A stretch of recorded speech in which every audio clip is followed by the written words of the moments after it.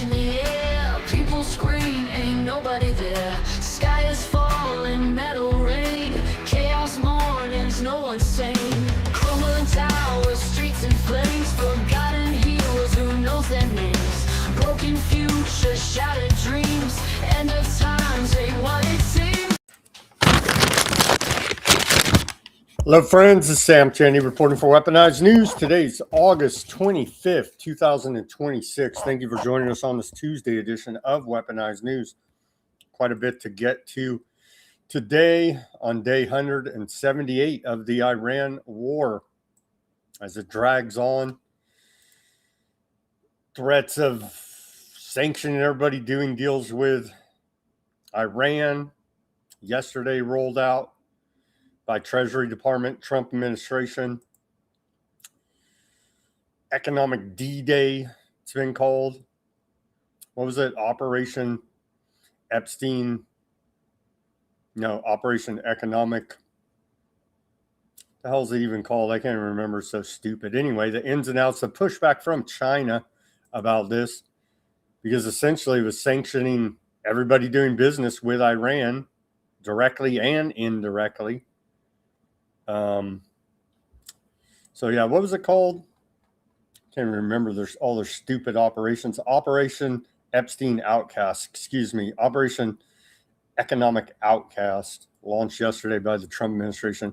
So we got the fallout from that, world reaction.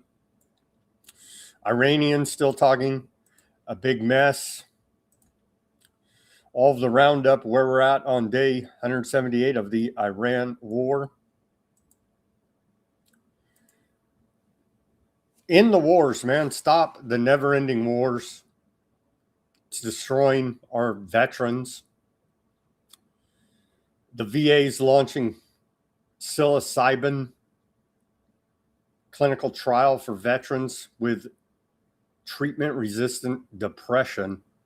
How about putting them in these illegal foreign wars of aggression? That could also help. So we'll take a look at that, pumping up the disabled veterans with psychedelics rolled out today by the VA. Bunch of economic news as per usual. Some more fake MAGA clown influencers out of the feds as per usual. Take a look at that. Supreme Court ruling in favor of Trump. Mail-in voting. Take a look at that. A little bit of Epstein news today. Kind of light on the Epstein news, but still a little bit, as we are compelled to report every day on Epstein because Trump started a big war over it and said, look the other way, it's a Democrat hoax. Obviously, we have to report on this. What else do we got? Yeah, a whole lot of economic news, a bunch of other geopolitical news. Russia-Ukraine war dragging on. What's going on there? China's rolling out hypersonic missiles. We're still waiting for our American hypersonic missiles. Take a look at Chinese hypersonics. The demolition of Lebanon continues. The genocide in Gaza continues. And the ultra-Zionist settler attacks on the occupied West Bank continues. We have all those horrific details and much more on this Tuesday edition of Weaponized News. Thank you, everybody, for joining us. I see a few people coming online now. All right, let's get to this day in history, and we'll get to all the news for you. On this day of August 25th, we go back to the year 1515. Conquistador Diego Velázquez de Salor founds Cuba in modern-day Cuba on the southeastern coast of the island. It is moved to its current location in 1519, and we're still looking for a U.S. attack, a kinetic action against Cuba, which could happen at any time as they continue to float the idea of taking over Cuba out of the State Department and the Trump White House. On this day in 1609, Galileo demonstrates his first telescope to Venetian lawmakers, get this, including the Doge ruler of Venice, Leonardo Donato, the Doge ruler of Venice, 1609. On this day, 1619, on this day in 1619, slavery begins in mainland British colonies of North America when the first known African captives, approximately 20, land at Point Comfort, Virginia, being sold or traded into servitude. And they leave out of the story, in many cases, it was aardvarks owning the ships. On this day, 1718, we saw hundreds of French colonists arrive in Louisiana, and they founded the city of New Orleans. On this day, 1814, British forces destroy the Library of Congress, which contained an estimated 3,000 books, part of the War of 1812. Big Brother loves his censorship, doesn't he? On this day, 1830, Belgium revolts against the Netherlands and begins the Belgian Revolution. On this day in 1835, the Great Moon Hoax.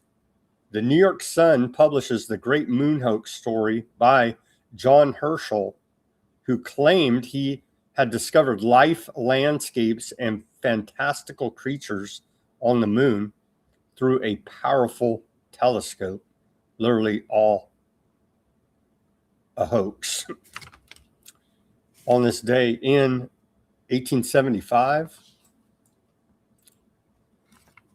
Captain Webb conquers the English Channel. Captain Matthew Webb makes the first recorded unassisted swim across the English Channel in 21 hours and 45 minutes.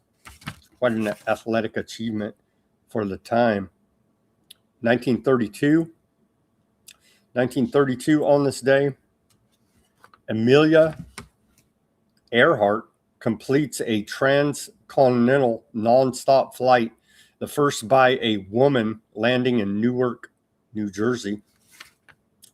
1941, on this day, British and Soviet troops attack pro-German Iran.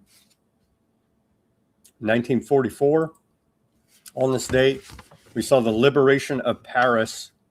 German commander von Cholletz surrenders Paris to the Free French forces of Leclerc, disobeying Adolf Hitler's orders to destroy the city. President of the provincial government of the French Republic, Charles de Gaulle, gives a famous speech at the Hotel de Ville there in Paris on this day. 1950, on this day, then U.S. President Harry Truman orders the Army to take control of railroads to avert a strike. 1958, on this day, instant noodles, ramen, chicken ramen, come on the market. Momofuku and Do markets the first package of pre-cooked instant noodles, chicken ramen.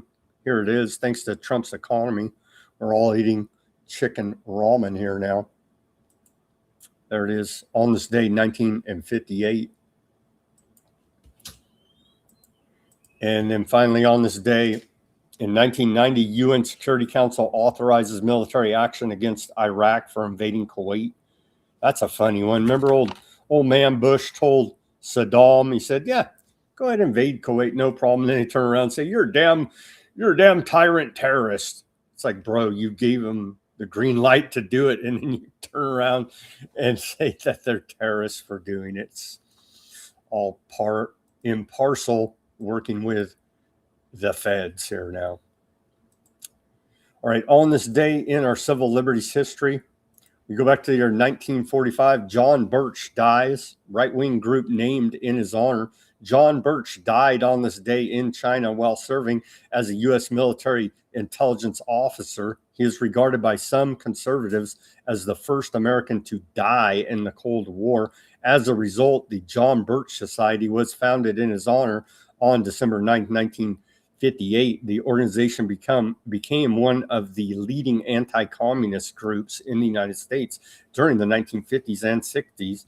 The John Birch Society was so hated by liberals, who the organization repeatedly attacked for being soft on communism, that in 1961, a movement arose for a legislative investigation of the organization in California.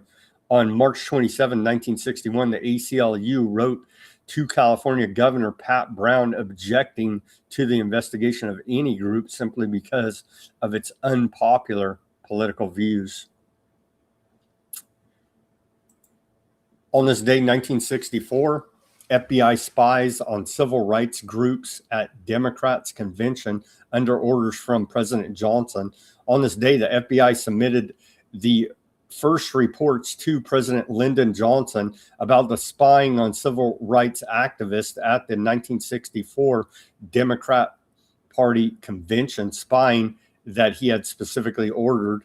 The Mississippi Freedom Democrat Party, April 26, 1964, sent a racially integrated delegation to the convention and demanded that it be seated rather than the official delegation, which was all white and committed to racial segregation. See the dramatic testimony of Fannie Lou Hamer, a leader of the MFDP at the convention on August 22nd, 1964. Johnson did not want any disruptions by the party to spoil his renomination for president. The FBI actions included wiretapping, the planting of informants among civil rights activists, and FBI agents posing as journalists. In submitting its reports, the FBI was careful to point out that these were the reports he had requested as a way to prove that the Bureau had presidential authority for its spying. And on this day, in 1967, J. Edgar Hoover authorizes COINTELPRO action against Black Panther Party. FBI Director J. Edgar Hoover on this day authorized a COINTELPRO operation against the Black Panther Party, directing FBI agents to expose, disrupt, misdirect, discredit the militant African-American group. COINTELPRO, or Counterintelligence Program, was a secret FBI program directed first against the Communist Party, but later extended to other groups. The program engaged in illegal actions such as wiretapping, burglaries, theft of documents, and forging documents to discredit the targeted groups. COINTELPRO was not a rogue FBI operation, having been authorized on March 8, 1956 at a meeting of National Security Council with neither President Dwight Eisenhower nor Attorney General Hubert Brunel objecting to the planned illegal actions.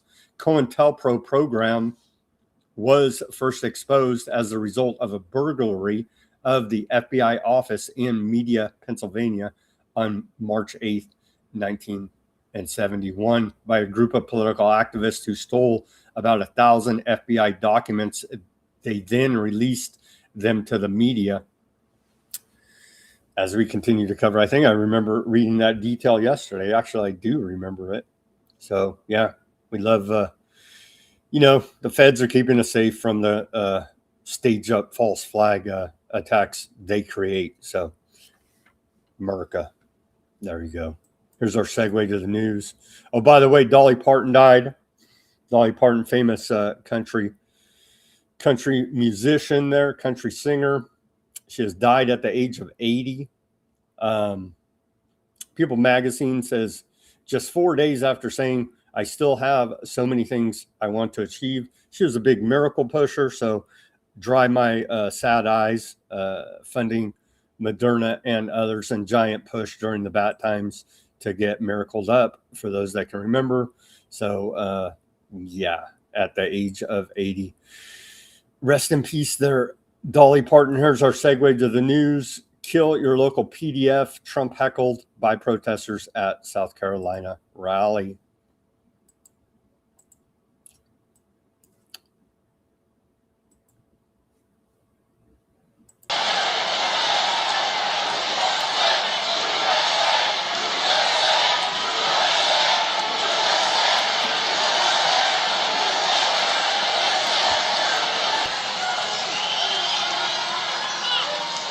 That's all right. That person's going home to mom, going to get scolded because mom is voting for us. You know, mom is voting. They want to make it easier. Was that a good thing? Was that good or bad? I think she said Trump Nation. I like that. I like that. I like that. Leave her alone. Don't do it. She said Trump. They're saying kill your local PDF there at the Trump rally. And of course, MAGA turns against those protesters now.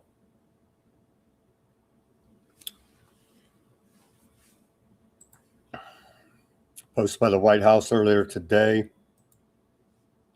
I've just been informed by the United States Navy that all mines have been removed and or detonated from within the international waters of the Strait of Hormuz. Iran has been notified that any ship or boat placing new mines will be immediately and systematically destroyed through Space Force. We are watching every square inch of the strait, as we are also with Pickaxe Mountain and the already destroyed 3 other nuclear sites.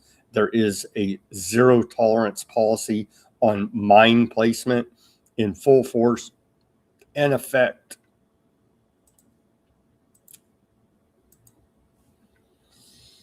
More shit talking from Trump here. The failing Islamic Republic of Iran is not paying large segments of their military, while at the same time killing protesters, even when they are not protesting at levels not seen before. It is a humanitarian crisis of epic proportions and must be stopped now. Like he gives a damn about the people of Iran. The sanctions they're putting in place are going to hurt Joe Blow Iranian. They're not hurting the Iranian elite. It would be laughable if it wasn't also tragic. New York Calm Post headline. Cover page there, cover. U.S. pushes world to deal final economic blow to broke Iran out of moolah, the New York Calm Post says there. Ghalibaf, head of Iranian parliament, parliamentary speaker there, says him economic D-Day, also him 5 seconds later, LOL. Why would I want to blow up the global financial system? Sir, this isn't Normandy. This is improv night. And you forgot your script. Hashtag clown day. Gollyboff. Let's hear old Bassett from yesterday announcing the strongest economic sanctions in the history of the world, we're told, against Iran. Let's see. You in the front. You described this as an economic D-Day, but D-Day wasn't a threat of an invasion, and the U.S. didn't give a timeline to Germany. So why not impose the sanctions today? Well, we are giving everyone the opportunity to remedy bad behavior. Why would I want to blow up the global financial system? We believe that it is important to level set and give people a cure period, but they should know that that will move very quickly and that we are serious. Secondary sanctions are a very powerful tool, and we here at Treasury, this is Gene Lang, the Acting Undersecretary for Terrorism Finance, and in the Terrorism Finance Department and at OFAC, the reason we are able to use secondary sanctions is because we do not take their use lightly. So we believe that a warning shot and a level set of expectations is appropriate. China has something to say about this. China's foreign minister condemned the Trump administration's, quote, economic D-Day against Iran, saying Beijing firmly opposes sanctions that have no basis in international law. Economic warfare and maximum pressure provide no solution. China's foreign ministry went on to say, a warning, they will fuel tensions, disrupt the global economic and financial order, and hurt everyone else's interest. China said its cooperation with Iran complies with international law and vowed to do everything necessary to protect China's rights and interests. China has officially announced that it will not abide by new U.S. sanctions on Iran and that it will retaliate in kind if the U.S. imposes sanctions on China over Iran.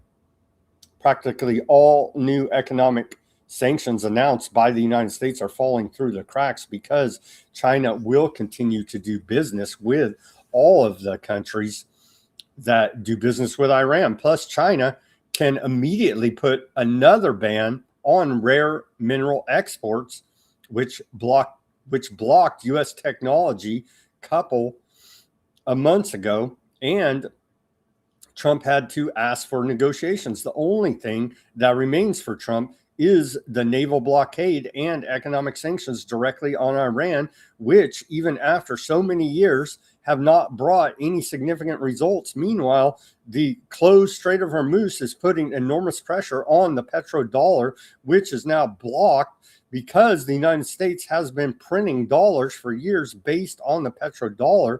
There is now a huge inflation being felt inside the United States. It's not the lack of beef, it's the huge amounts of dollars currently sitting around previously used to pay for oil in the Middle East. The return of U.S. diplomats to their embassies in the Middle East means that Trump has decided to stop the war for now.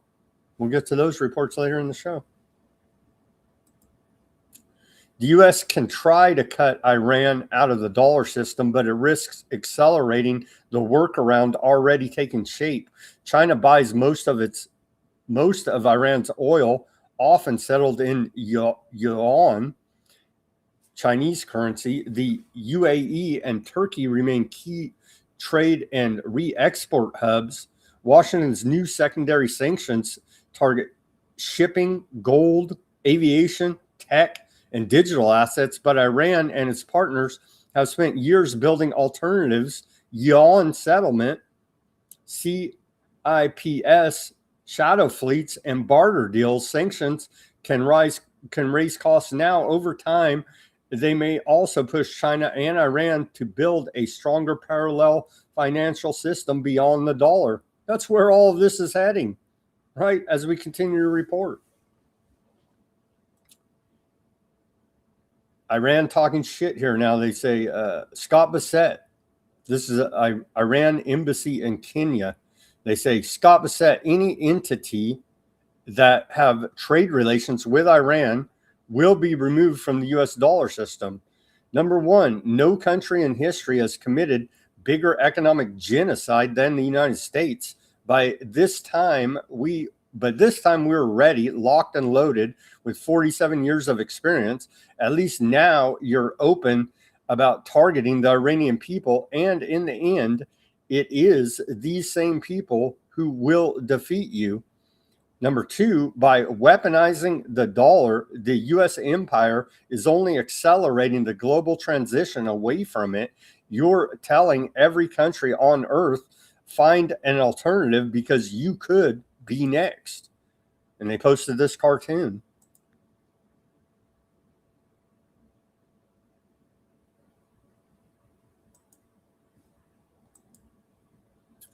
The U.S. has proposed canceling the new Operation Economic Outcast, lifting all sanctions and ending the U.S. blockade in exchange for Iran opening the Strait of Hormuz and stopping all attacks by its proxies, per Al Arabiya, citing a senior source on the new separate offer conveyed by Pakistan. Iran's conditions, however, remain unchanged. $300 billion in U.S. compensation, complete lifting of all U.S. sanctions, release of all Iranian frozen assets, end of the U.S. naval blockade, U.S. troops withdrawn from the entire region, and a comprehensive regional ceasefire, including Lebanon and Gaza. Iran's been consistent throughout all of this. America, Trump, bing, bing, bing, bing, acting like schizophrenic foreign policy out of America as per usual. I got to say, Iran has been consistent in their demands here now. In response to U.S. Treasury Secretary Bassett yesterday, who's this foreign minister spokesman, Bakwai, out of Iran, said, he said, the final stage begins today. Mission complete, mocking us here with a old George Bush meme. The final stage begins today, he said, mocking us. Mission accomplished there.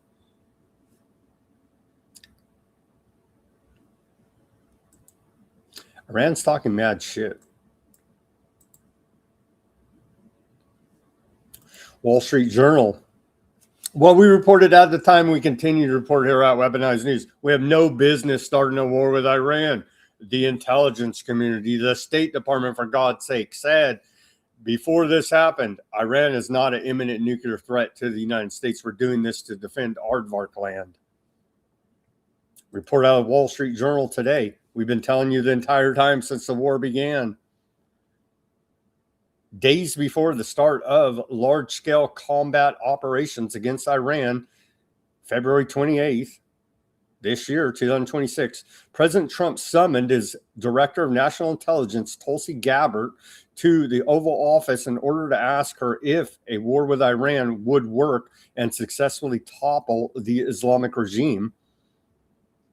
Gabbard outlined running assessments from the U.S. intelligence community, telling Trump that killing Iran's supreme leader would likely usher in a more hardline regime open to acquiring nuclear weapons, while the IRGC would rush to close the Strait of Hormuz, destabilizing the global energy market and strike U.S. forces and partners across the Middle East. The warning that came before a war now reaching the 6-month mark. And of course, this caused Joe Kent to resign his role as top counterterrorism intelligence man for America in protest of this insanity. Iran's energy minister, this dude, he's a new face on Iranian TV. That dude, he says, we have so many power plants that even if they emptied all their arsenals, they wouldn't be able to hit all our power plants or all our electrical units. While we were fighting, we were also building power plants. Not a single one of our projects was stopped.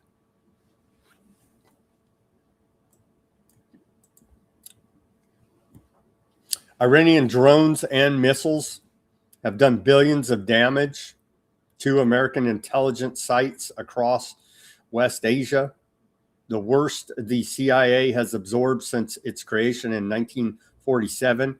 Congress is hunting for repair money. Agencies are rethinking where they can safely put people.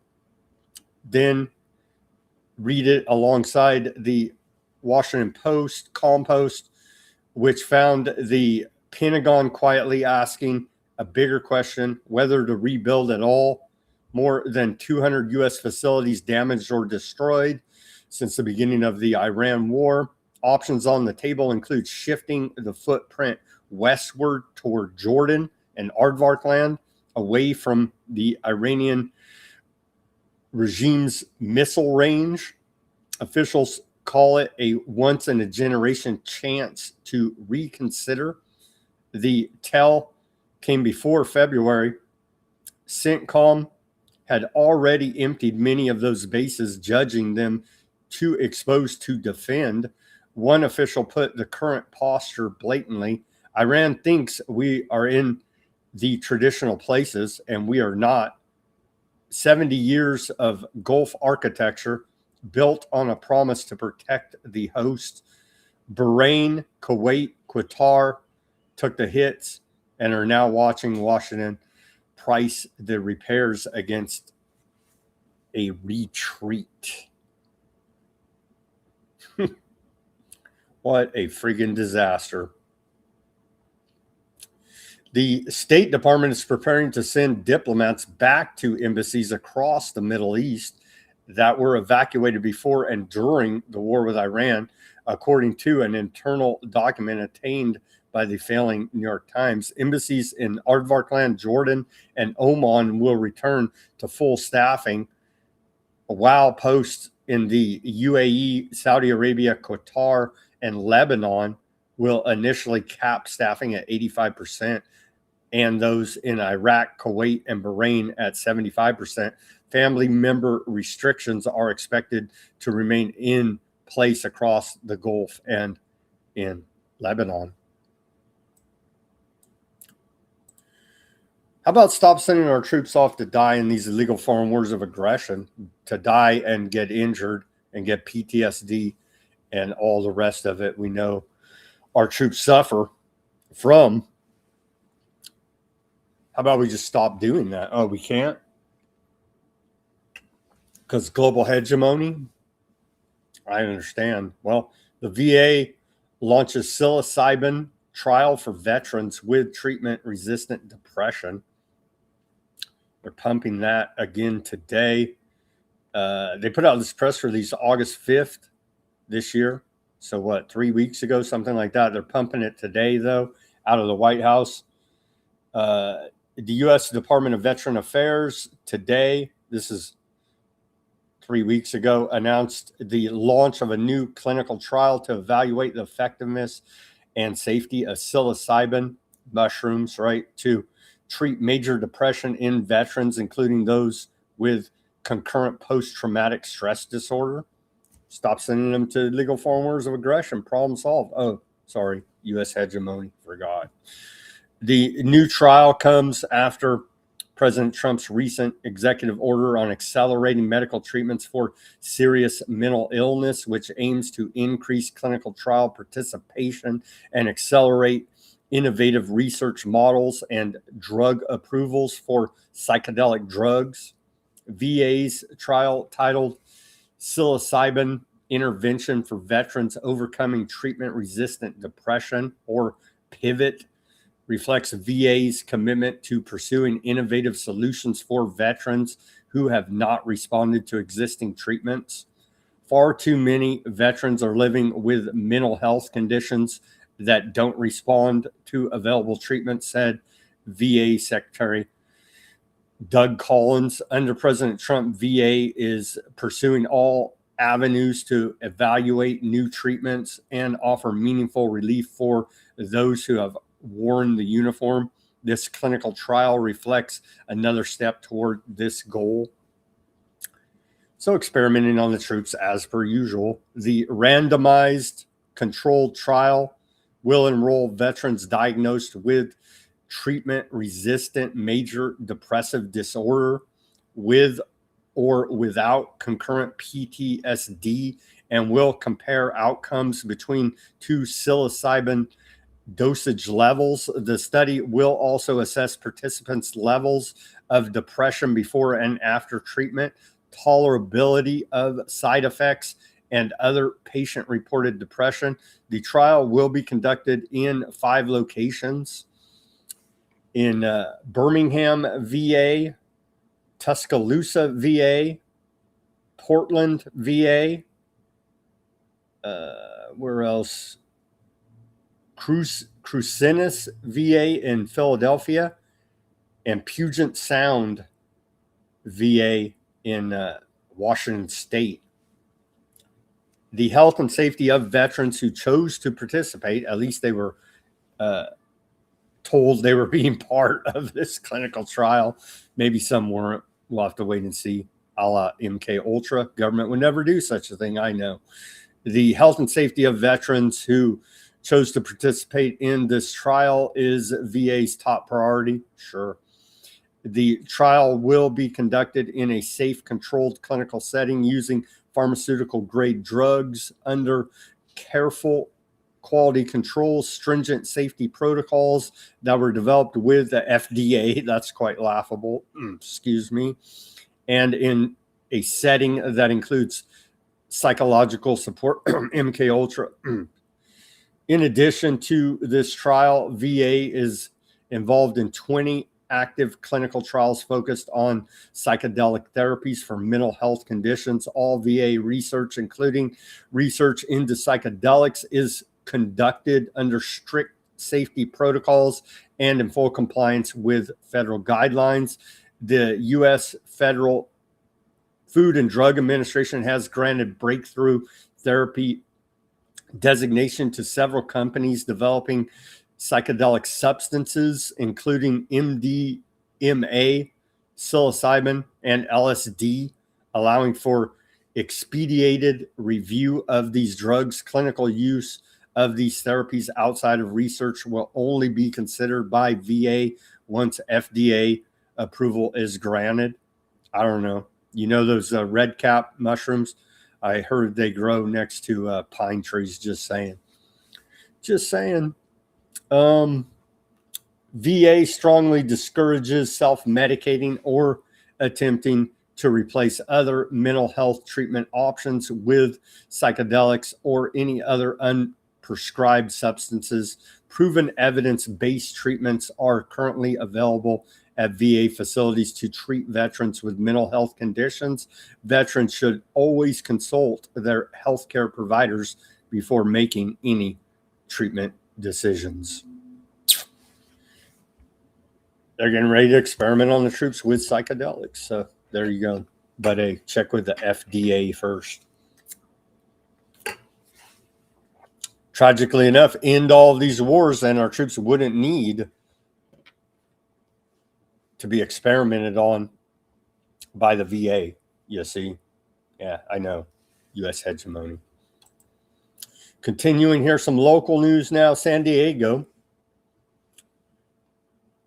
has adopted the IHRA definition of anti-Semitism, equating criticism of Millet, Aardvarkland, or Zionism to anti-Semitism. Let's watch this report. I'm shaking. Anti-Semitism has been rising in San Diego and across the country. That's according to Jewish organizations and hundreds of speakers at Tuesday's San Diego City Council meeting.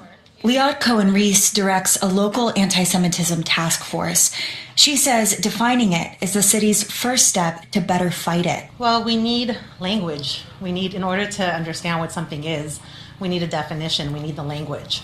Nearly everyone who spoke agreed anti-Semitism needs to be combated. They disagreed on how to define it. The city adopted the definition of the International Holocaust Remembrance Alliance, or IRA. It's been adopted by dozens of countries and cities across the U.S., including Los Angeles, Chula Vista, and El Cajon. It says anti-Semitism is, quote, a certain perception of Jews, which may be expressed as hatred. It includes 11 examples: 7 of them involve the state of Israel. Critics say the language has been used to silence criticism of Israel and support for Palestinians. One of those critics is Jewish council member Sean Elo Rivera. He says people must be allowed to both love Jewish people and speak freely against actions by the Israeli government. A definition that can hold both of these things at once is not a tool for fighting anti-Semitism.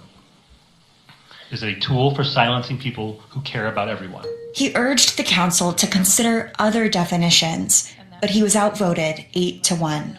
For more on this debate and to read the full definition, visit kpbs.org. Katie Hyson. I don't hate you, bro, but we know who you are, okay? And so that's where we're at here. How about this ridiculous story right down the road from me? I don't know. I'm about, 30, 45 miles away from Avenel.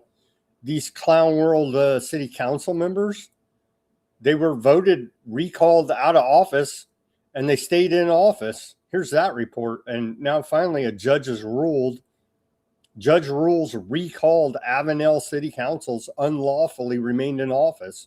They need to go to jail. These people are just beyond the pale, man. So they're already recalled. Here's the local news report. And they stayed in office. Yeah, good evening, Madison. The people who led this recall effort in the city of Avenel are calling this a major victory. Now, this all started back in September of last year after city leaders moved to create their own fire department, a decision recall organizers say was made without enough community input. But as of today, a judge has ruled these 4 recalled council members continued holding meetings after they were no longer legally entitled to their seats. Now, they could face charges. Monday marked a moment recall leaders in Avenel have been waiting for. It's been a long time coming. They were never supposed to hold office for this long.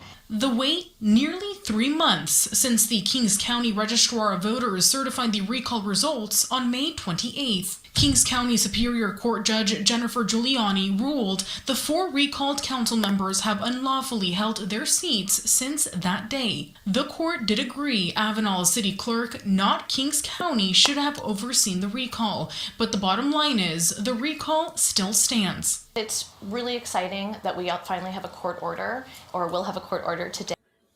And they tried to rig the recall.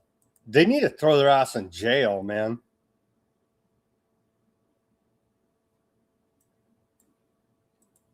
Ridiculous there. Supreme Court opens path for Trump mail voting restrictions ahead of the midterms. There's talk out there Trump will do an executive order, declare a national emergency, suspend the election. I'm claiming Taco Trump. I don't think he'll do it. Maybe he will. We'll see. The Supreme Court's conservative majority ruled yesterday that states suing to block President Trump's executive order restricting mail-in voting lacked legal standing to challenge it, opening a path for the order's implementation without ruling on its legality. The order signed in March would require states to submit voter eligibility lists before United States Postal Service delivers mail ballots. Ballots are set to be mailed out as early as September 4th, the date on which North Carolina will send its ballots to military and overseas voters. About 30% of 2024 ballots were cast by mail, according to federal data. The 3 liberal justices dissented, with Justice Ketanji Brown Jackson, still trying to figure out what a woman is. No, excuse me. With her writing the ruling, let's another shoe drop in the Kafkaesque nightmare that our precedents have been steadily creating for plaintiffs bringing election-related suits before the court. This crazy story Aren't all your clown fluers out there, clown influencers on the internet, aren't they all feds? It's turning out they're all feds. It's just ridiculous. MAGA clown influencer outed as a Pentagon employee in bizarre turn of events after botched scoop State Department spokesman gave her. Report out of Mediaite.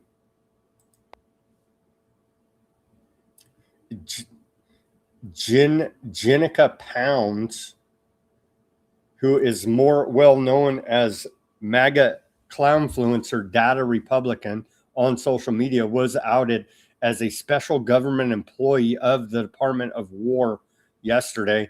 Pounds' Pentagon employment came to light after a bizarre incident in which she claimed she was being set up by the deep state, but it was revealed she merely botched a, quote, scoop she was being handed by a State Department official. Up until June, Pounds was a member of the credentialed Pentagon Press Corps. She had not disclosed her new gig with the Pentagon. And she's deaf too, right? Allegedly. The Pentagon confirms Miss Pounds serves at the Department of War as a special government employee. And I saw MAGA clownfluencers trying to make excuses. They're like, well, Elon worked as a special government employee too. This doesn't necessarily mean she's on the payroll. She's a Fed piece of shit. And so are all you apologists for her. F all you criminals, man. So this Clown World account, Data Republican, it's a Fed. Pay no attention to it. Pay no attention to it. It's a Fed. Here's some more of that video, Kill Your Local PDF, from that Trump rally. We're going to reach the person who says neutral commentator for a change. I like neutral commentator. You were supposed to train us up. You saw this out to Jews and Israel. You saw this out. You saw this out.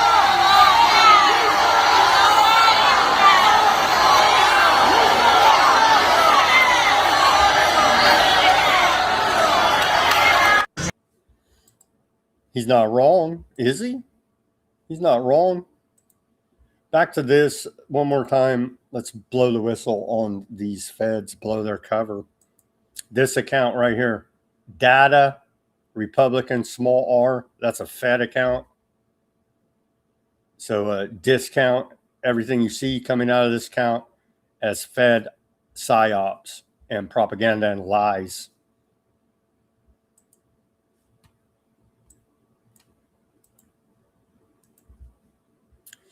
New York Department of Health reviewing doctors linked to Epstein. TMZ reports here now. The New York State Department of Health says it has taken a closer look at allegations involving doctors connected to Epstein.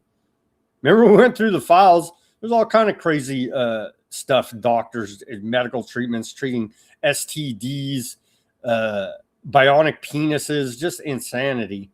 Right?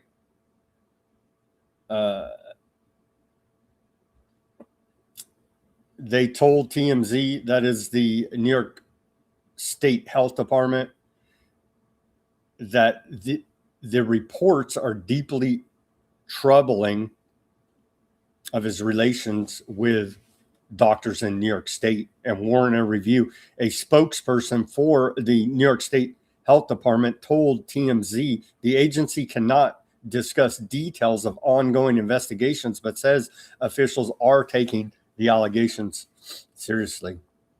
Yeah, we'll see about that. The spokesperson added that the department condemns any abuse by medical staff and any abuse of a physician's role that undermines patient trust and safety, including any predatory or unlawful behavior. The department declined to provide any additional comment, citing the sensitive nature of the matter. The spokesperson added, "We extend our support to all victims and survivors of medical misconduct physical and sexual abuse.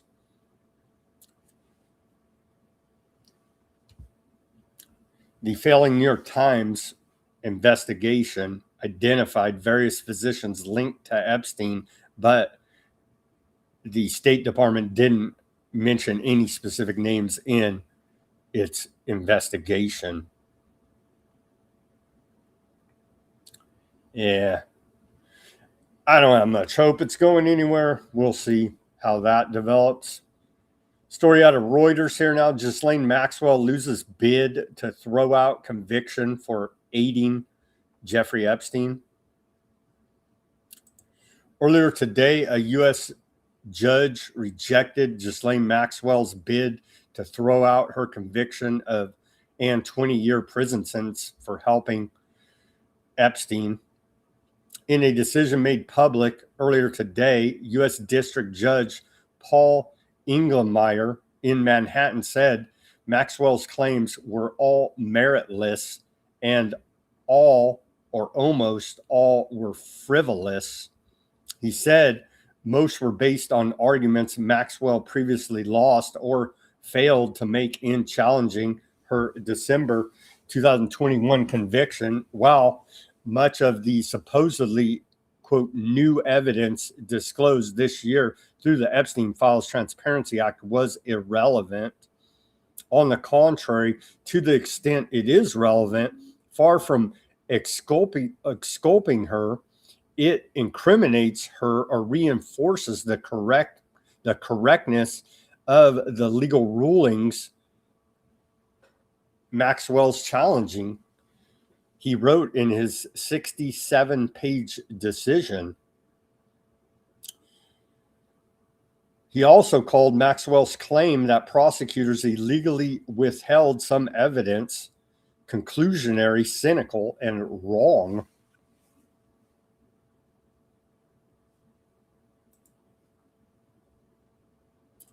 Ghislaine Maxwell pointed finger at 25 unindicted Epstein co-conspirators to get out of jail. The judge saw right through it. Yeah. She was saying, what about, look over there, right? So ridiculous. 25 unindicted co-conspirators. She keeps bringing up here now. Over the span of 67 pages, judge wrote here, notorious PDF Epstein for bringing lengthy and rambling habeas corpus petition, only mustering meritless claims, all or almost all of which are frivolous.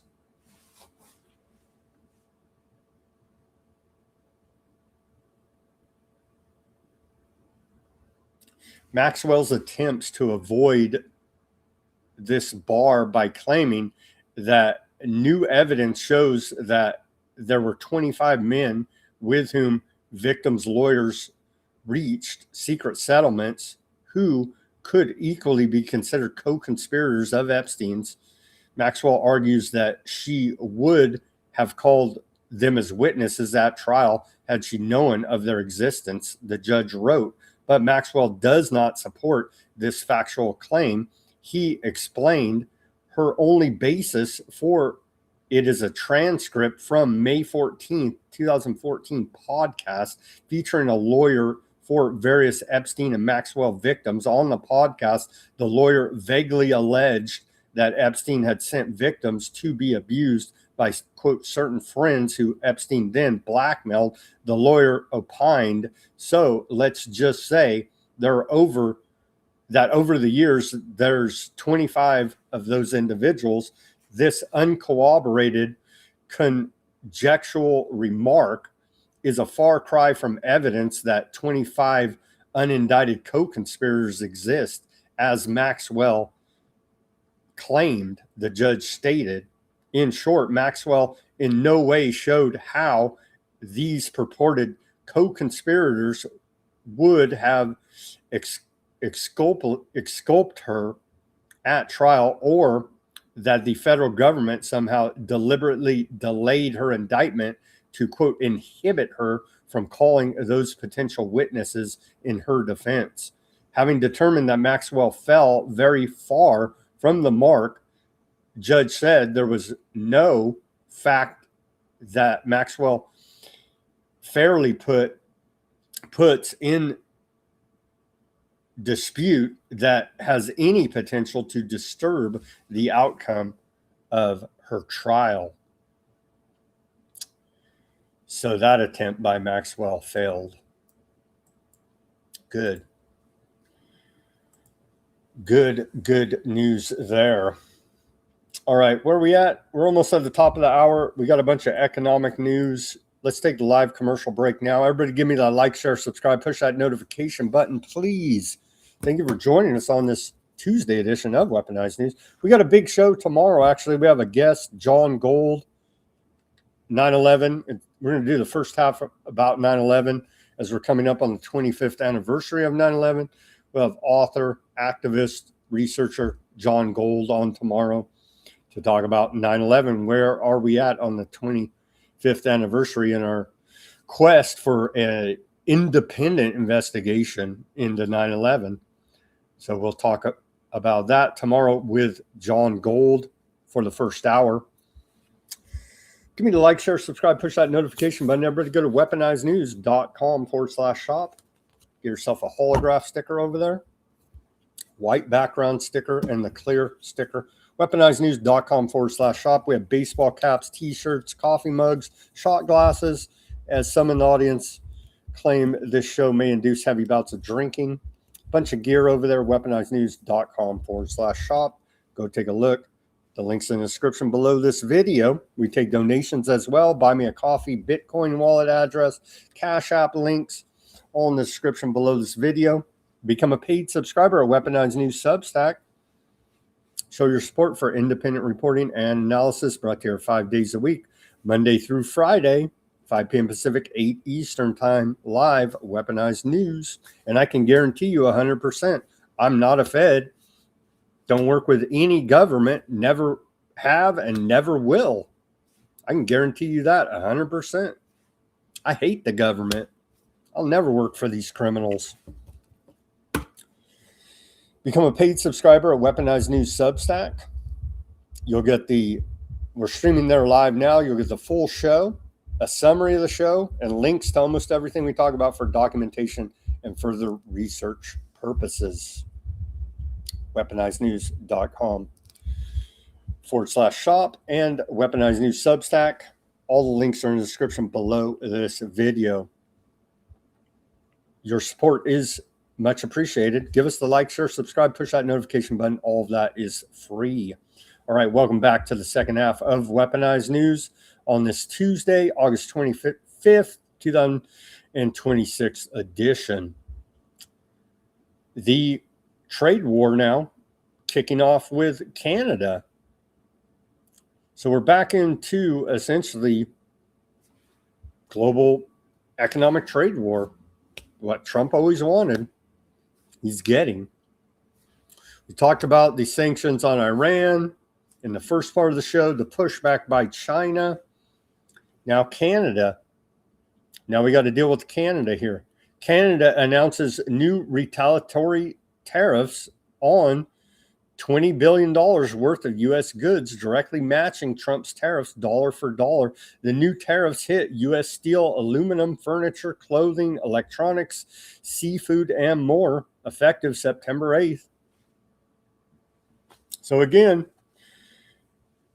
government sticks a gun in your face, robs you, you pay the price, we get jack out of it, and we get more propaganda and lies and pushes for more wars from these criminals known as the government. Out of the United States, out of Canada, it doesn't matter. All government is organized crime syndicate. Of course, right now, as it stands, America, global hegemon, is the number one leader in organized crime. Looking like we're shifting power to the east in a new era, in a new world order, as we continue to report here. Trump says they will match the new U.S. tariff, or excuse me, Canada says they will match the new U.S. tariffs dollar for dollar. Here's that statement. We just covered that right there. And also introduce a $7.5 billion support package for Canadian workers and businesses impacted by U.S. tariffs. So they're even upping it. Here, it's just not, we let Howard Lutnick run a scam, and you and I pay the price as consumers, and the corporations get paid back. Howard Lutnick makes a gazillion dollars betting against his own tariffs that they would fail, as he knew they were unconstitutional. And they all walk out gazillionaires. We're left holding the bag, paying for these tariffs. The White House posts this: President Trump is finally ending Canada's free ride. Yeah, I've always had a problem with Canada ever since I saw that comedy about the fake war with Canada, Canadian bacon. Yeah. Canada has been ripping off the United States for decades, and President Trump is done letting them get away with it. You will be part of the Greater North America Project. You will be part of the Global Technate. You will be under our regional control here now, Canada. You hear me? That is why President Trump has drawn a new strategic map from Greenland to the Gulf of America to the Panama Canal and its surrounding countries. At the Department of War, we call this strategic map the Greater North America. And that's going to be our region in one world government. The record of Canadian abuse is clear and deliberate, the White House says. Canada is joined only by the People's Republic of China in choosing retaliation over negotiation. Canada alone imposes discriminatory 25% tariffs on and company-specific quotas on U.S. motor vehicles, measures applied to no other country. These are facts claimed by the White House. Canada banned American wine, beer, and spirits in nearly every province and territory, while other countries have faced no such restrictions. Canada locks out U.S. dairy with tariff rate quotas far more restrictive than those given to Europe, plus overall quota tariffs of nearly 300%. Canada has extracted a persistent average annual goods trade deficit of roughly $50 billion from the United States over the last decade while refusing reciprocal access. Canada targeted American aerospace manufacturer Gulfstream for years. Canada's protectionist barriers, discriminatory auto quotas, alcohol bans, and dairy lockouts have hammered American companies. Without the United States, Canada could not survive. Canada's failed trade policies are driving its own manufacturing south. Canada is doubling down on tariffs targeting American workers.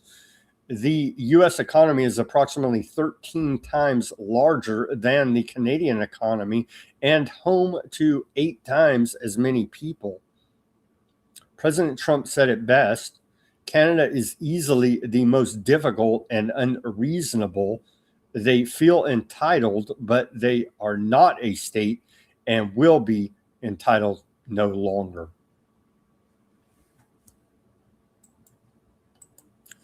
And Trump mocking Canada here once again with the Lake of America.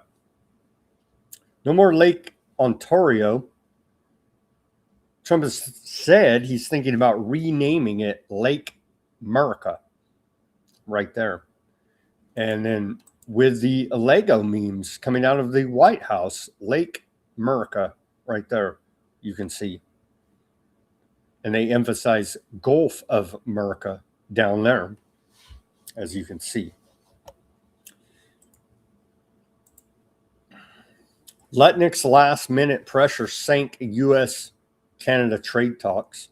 Isn't this bastard Lutnick, Epstein's neighbor, takes his family vacation on Epstein Island, has the weird trauma-based mind control masks in the dentist chair at Epstein Island? How the hell is this guy U.S. Commerce Secretary? Well, to rig all these deals. The trade framework collapsed after Lutnick pushed for tougher terms on metals and autos, prompting accusations of shifting demands as Donald Trump and Mark Carney now look set for a trade war. And when you know it's this bastard Lutnick.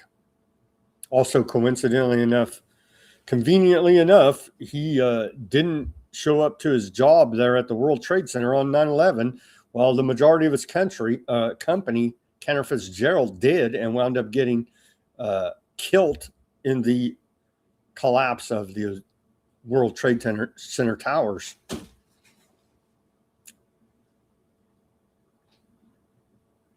So blame it on Lutnick, while we're in a trade war with Canada here now. Amazing. More corruption out of California. California high-speed rail board member says they want to continue work on these sections from San Francisco to Los Angeles. They just need another $126 billion with a B. Let's watch this short report about the boondoggle scam, scheme, fraud job that is California high-speed rail. Just to be clear, as we speak right now, are the funds there to complete LA to San Francisco? The entire amount of money we need, not there today. But do we believe we can get those funds to get the project done? Absolutely. How much do you estimate it's going to cost to connect high-speed rail San Francisco to LA? Today, we estimate with the right optimization, just over $125 billion. I think $126 billion is the current estimate for that. That's more funding than Amtrak has received in its history, and still leaves a shortfall of roughly $90 billion. That's a big gap to fill. It is a big gap to fill, but again, we have an understanding of how to get there and to fill that gap. A gap the authority hopes to fill with a new plan to cut costs, lure private investment, and connect to bigger cities much sooner. That guy who was just speaking, that is a board member for the California High-Speed Rail. And what was said in that interview is that the high-speed rail project for just this section between Los Angeles and San Francisco is going to cost $126 billion. And that is more funding than the entire Amtrak system. They're such incredible criminals. As reported by Wall Street Apes.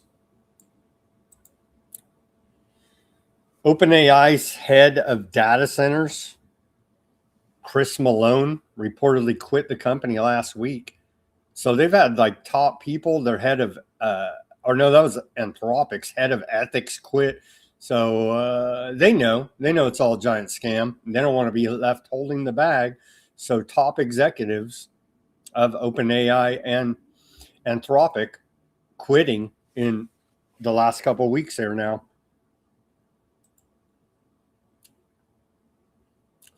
Treasury Secretary's former mentor, Druckenmiller, slams Treasury bond buyback plan. Billionaire investor Stanley Druckenmiller called Treasury Secretary Scott Bessett's bond buyback plan a mistake. He argued governments that fight market fundamentals always lose. Druckenmiller mentored, Bessett early in his hedge fund career. He made his case in a Wall Street Journal opinion column. Why Druckenmiller pushed back? Druckenmiller was responding to Bessett's push to expand bond purchases. Treasury said it would at least double its buyback operation. That lifts the ceiling from $2 billion to $4 billion per operation starting September 9th. Governments defending prices against fundamentals always lose, Druckenmiller wrote. He argued that markets aggregate information no committee can replicate, and that the long-term Treasury yield checks government borrowing. Removing that check, in his view, removes fiscal accountability. You think? We just quantitative easing part 2 here, or they've done it even more than that, right? The snake biting its own tail. And we just say everything's wonderful in the golden age. It's like, bro, you don't even have an economy. You're propping it all. Are you freaking NVIDIA? No, you're the U.S. Treasury, for God's sake.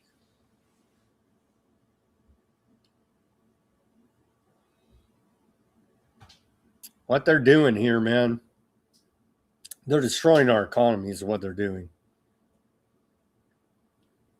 More on it. The Treasury Department could use its nearly $1 trillion general account to help finance an announced increase in purchases of long-term government bonds. They already did that little mini bailout, right? And the freaking interest went up. When was that? Last week. So the little mini bailout didn't even work. So hell, just throw another $2 billion or whatever the hell they're going to throw at it. Just, what a freaking disaster. More disaster here. Report out of UK Guardian. Trump EPA aims to exempt data centers from disclosing air pollution. Advocates warn. A new rule proposed by the Trump administration aims to kill public notification for data center air pollution. Public health advocates warn, and allow emission permits to be issued behind closed doors. The data centers are often sources of nitrogen oxide, which helps form ozone, carbon monoxide, and heavy metals, amongst other pollutants.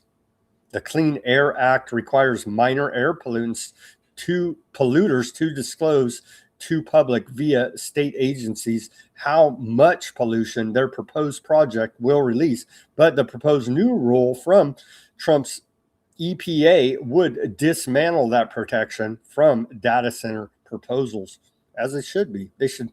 You should have no water, no electricity, and they should use your children as batteries to power said data centers, right? Sure. Scientific dictatorship, technocracy. Don't be a communist. Starbucks Workers United calls for boycott with 12,000 workers. The union is fighting for a $12 per hour wage, increased staffing at restaurants, and increased hours for baristas. I don't know why people drink Starbucks, but I guess they put something addictive in there or something. So go Starbucks Union there. Apple App Store sales dropped for the first time in a decade. Here's that chart.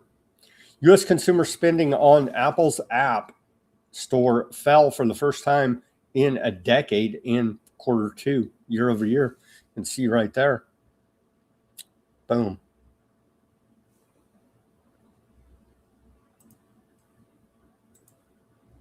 NVIDIA employee has been charged with smuggling advanced chips into China, according to a report out of Reuters. On June 18th, Trump bought up to $500,000 of Boeing stock. The same day, the Navy awarded Boeing an $880 million contract for P8A training systems. It's just straight up stealing. He knows the Navy's going to award Boeing this contract and buy stock ahead of the official award.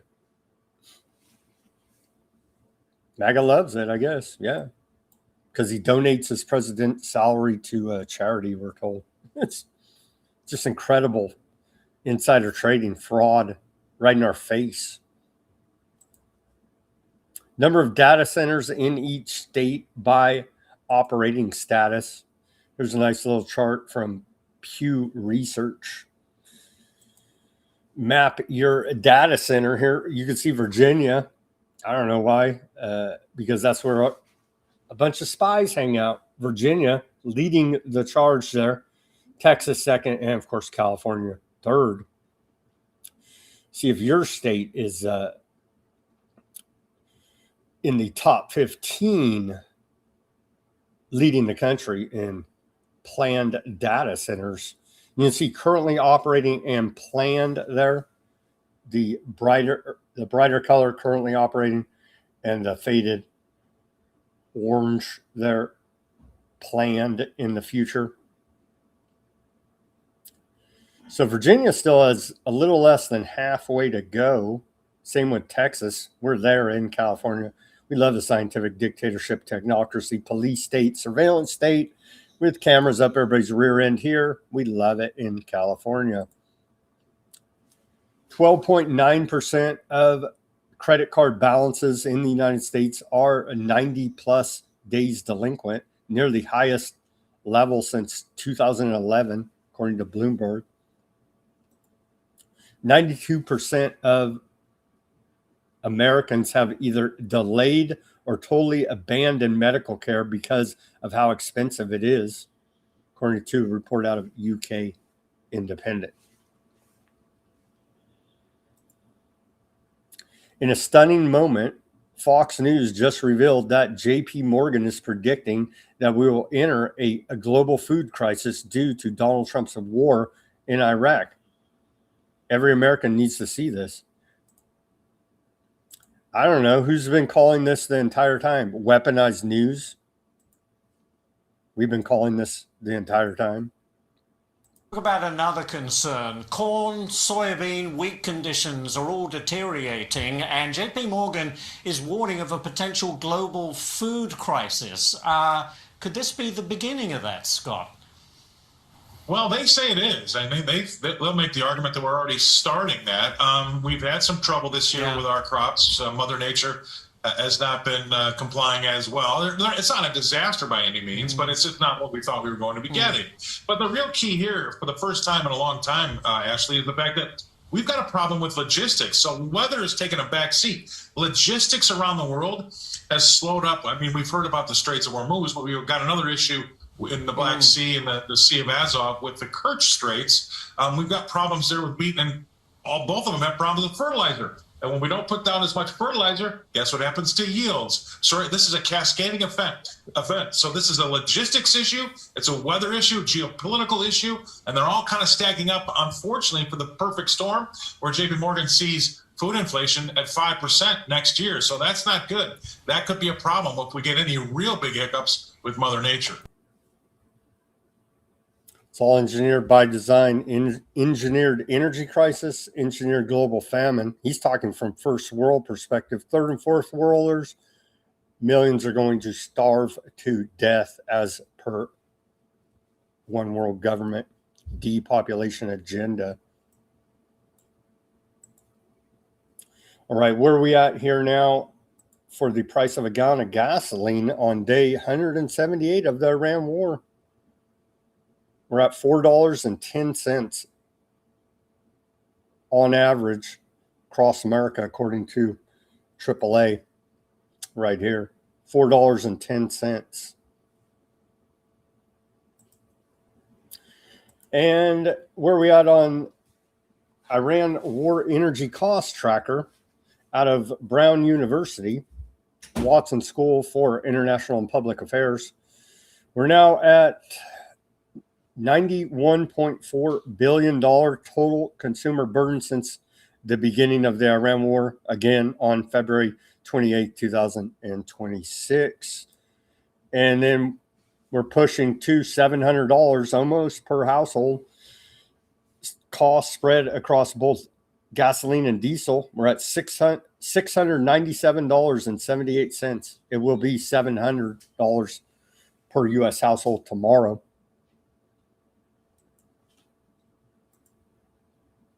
Oman's foreign minister met up with Iran. He said I am hopeful we will soon announce a temporary corridor for the Strait of Hormuz and practical arrangements to restore safe navigation. Future management of the strait and a permanent solution will follow in due course, as per Article 5 of the Islamabad Memorandum. Discussions with regional partners will be conducted in support of peace and cooperation, stability, and freedom of navigation. This dude meeting up with Iranian Foreign Minister Odysee there. They just say they run the Strait of Hormuz. Iran's deputy foreign minister, Gari Badi, said the reopening of the Strait of Hormuz will only happen in exchange for ending the war on all fronts, lifting the blockade, and resolving the situation in Yemen. We told Pakistan's army chief that reopening the Strait of Hormuz depends on America fulfilling its commitments under the Memorandum of Understanding. These damn Iranians are trying to hold us to a document we signed. Freaking terrorists, I tell you. Brent crude fell more than 4% today, trading near $88.30 a barrel as markets weighed softer than expected U.S. sanctions and the Iranian Oman announcement on the Strait of Hormuz. But that's not the key, right? The key is this crack diesel spread. That's the real key behind this. And as we continue to report, over $100, everything gets screwed. The price of everything gets screwed. Highly inflated.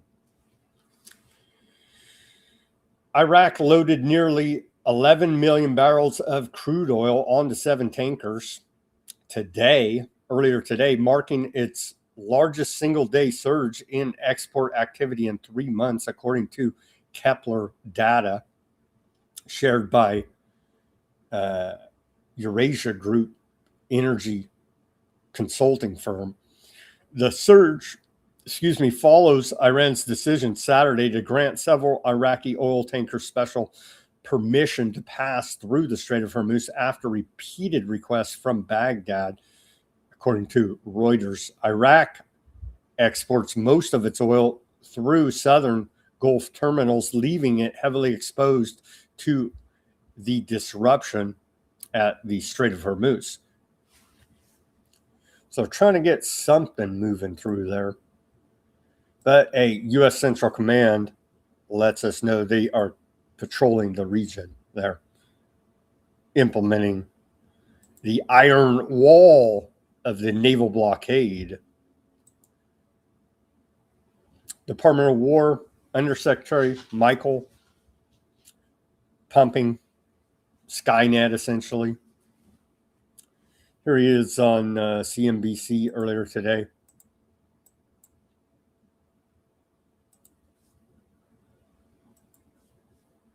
We're still using a lot of the weapon systems that we developed during the Cold War.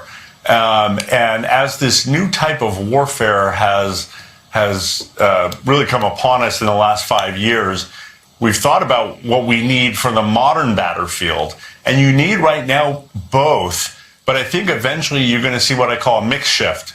You're going to see the shift of dollars from what we call exquisite systems that were developed during the Cold War to more modern, mass attritable, autonomous systems driven by AI. And we're right in the center of that shift now. So you'll see a big budget. They're building out Skynet right now. Ask from President Trump this year for $1.5 trillion. But that's a one-time ask that then reverts to the normal baseline. And ideally what we'll see over the long term is that an arsenal that's more modern is actually easier, cheaper to maintain because we'll have the same capabilities. But right now, when you don't have everything in one side or everything in the other, you're going to have a one mode. Yeah, forget about all those $1 systems that we bought during the Cold War. What a con job, man, these guys. more from Undersecretary Michael here. Yeah, that's right. I would say we haven't been at it this long. Only this administration took it seriously in the last year and a half. And what we've done is we've tried to stimulate and begun to stimulate the domestic production of the components and the all-up systems for these drone manufacturers in the last year and a half. And we've done things like loaned $800 million to Performance Drone Works, who's going to make components that are otherwise only available from China or from other adversaries. And we're doing that across the domestic supply chain to make sure that they're building drones here. Even a Ukraine drone company called UDD, we're using some of their technology. So long as they build here in America, they're building a plant in Ohio. And the idea is to have a robust domestic supply chain. So if we need it, we could do. Do you catch what he's saying there? He calls China an adversary directly and says they're building a Ukrainian drone factory in Ohio.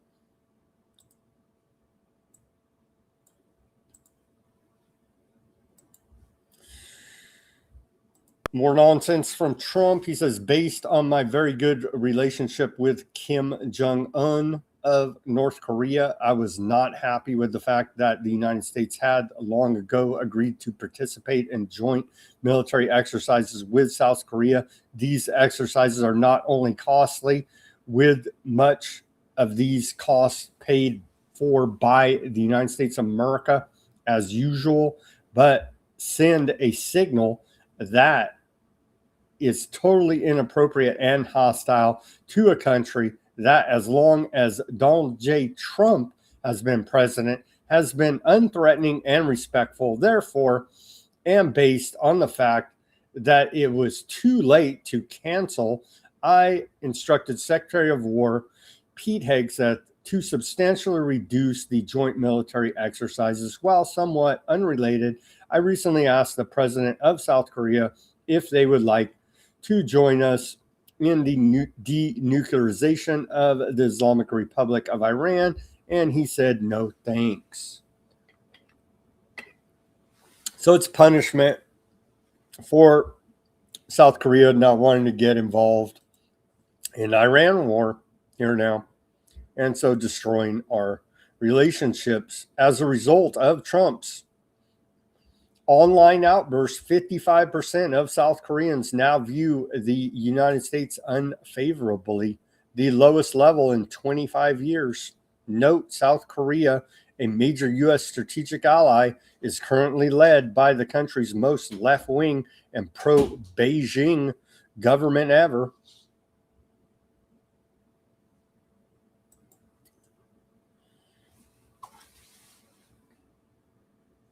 So it turns out it's not some wacky internet hateful conspiracy. Rods of God. Aardvark Land is planning to expand its military capabilities in space, including eventually striking targets on Earth from orbit. War Minister Katz says Aardvark Land wants to be the first to develop a true space-to-ground attack capability. The broader plan also includes better satellites, encrypted communications, cyber warfare, and missile defense. One concept discussed is the United States rods from God idea, satellites dropping massive tungsten rods at extreme speed, producing bunker-busting impacts without nuclear explosives. The physics are possible, but cost, weight, and effectiveness remain major obstacle.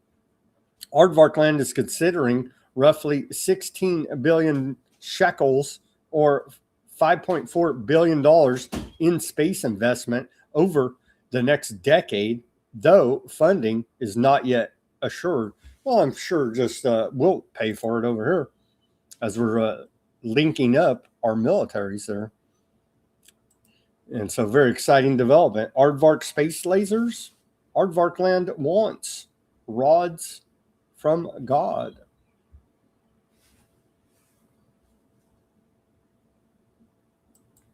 So not a hateful internet conspiracy after all. That was out of Haaretz too, by the way. CIA Director John Ratcliffe went to Russia earlier today. CIA Director Ratcliffe first CIA director in an unannounced visit, first in nearly 5 years, for a high-level meeting with Russian officials, according to a report out of ZBS News. The last time this happened was late 2021, when CIA Director Burns, at the time, traveled to Moscow to warn Russian leadership against launching an invasion of Ukraine. A U.S. diplomatic convoy has also been seen traveling throughout Moscow under heavy police escort today. Things are intensifying there in Russia-Ukraine war. We know that much. They're blowing the hell out of each other's energy infrastructure and e-commerce logistics hubs as well.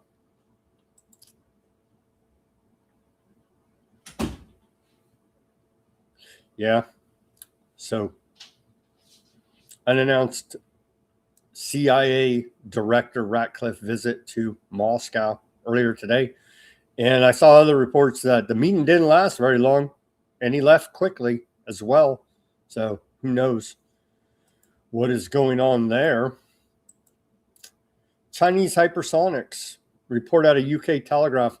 China's new hypersonic missile puts U.S. on notice. Warhead capable of avoiding interception and hitting aerial targets thousands of miles away. China develops unique air-to-air hypersonic capability. Beijing has created a new maneuverable hypersonic glide vehicle, HGV, warhead designed for air-to-air use. It can avoid interception and strike aerial targets thousands of miles away. China is currently the only country known to possess this combined technology. How the HGV works. The warhead rides a ballistic missile into the upper atmosphere, then detaches and glides at more than 5 times the speed of sound while performing sharp, unpredictable maneuvers, making it extremely difficult to intercept. Primary targets: high-value support aircraft. The system is intended to hit critical rear area assets such as flying command posts, aerial refueling tankers, and electronic warfare aircraft that normally stay far from the combat zone. Knocking these out would severely degrade U.S. aerial operations. Strategic impact in a Taiwan scenario. This capability would be especially dangerous in a potential war over Taiwan, allowing China to disrupt U.S. command and control and support networks from long range.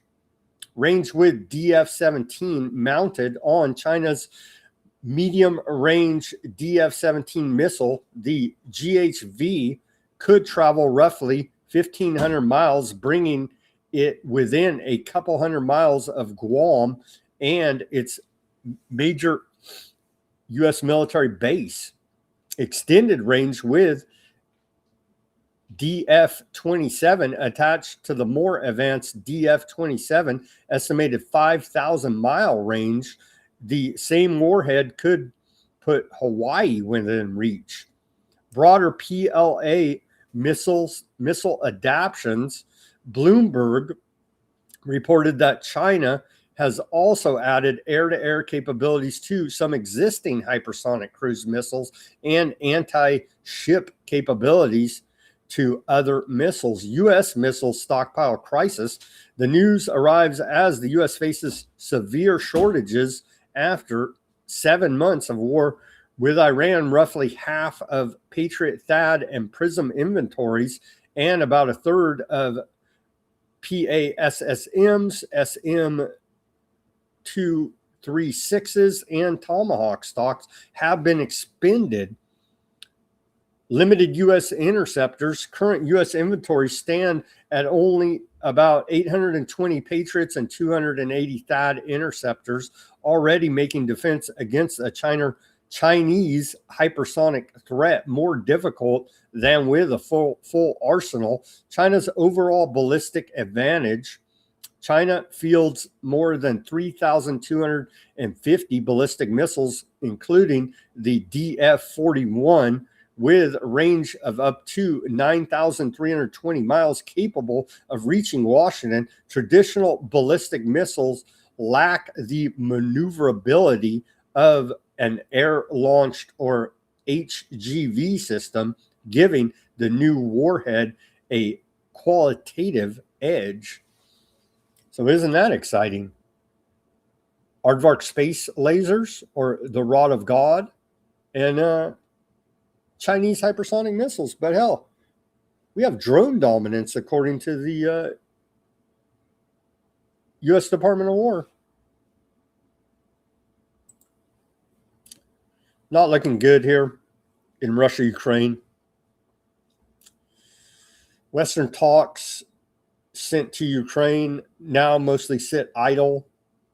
Or tanks, excuse me, tanks. Western tanks sent to Ukraine. I remember at the very beginning of this thing, they were hyping,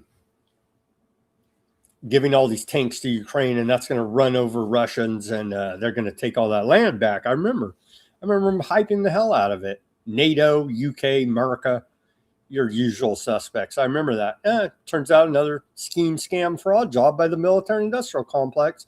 The $10 million machines proved no match for cheap Jones that now dominate the battlefield. About half of one tank battalion has retired as drone operators. The remaining tanks are sometimes used to tow damaged equipment, essentially serving as expensive tractors. Of roughly 82 Abrams tanks delivered, about 25 have been hit. Sweden's 10 STRV 122 tanks are down to approximately one remaining. They're like, here's a $10 million tank, roll it out there so a $30,000 drone can blow it up. By the way, we want $1.5 trillion for next year's Pentagon budget. Ukraine is gradually, slowly losing the war.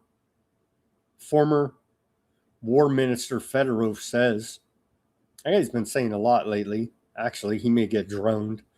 Former War Minister Fedorov says Ukraine has only months to overhaul its war strategy, arguing weak governance, corruption, and poor integration of military technology are pushing Kiev toward defeat. Zelensky said earlier today, we received confirmation, I will not say from which country, of several Kortal air defense systems and missiles for them. We also received AIM missiles. These are very important missiles for us. We use them to shoot down enemy missiles. And frankly, I also won't say from whom, but a few more Patriot missiles have arrived. How many, I cannot say.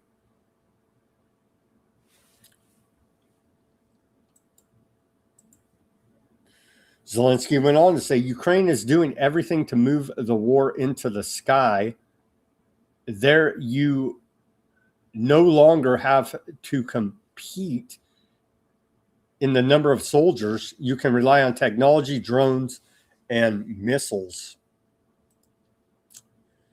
A major fire erupted at the Amur gas chemical complex in Russia's Far East, a joint venture between Simbar and China's Siopec that was weeks away from starting production.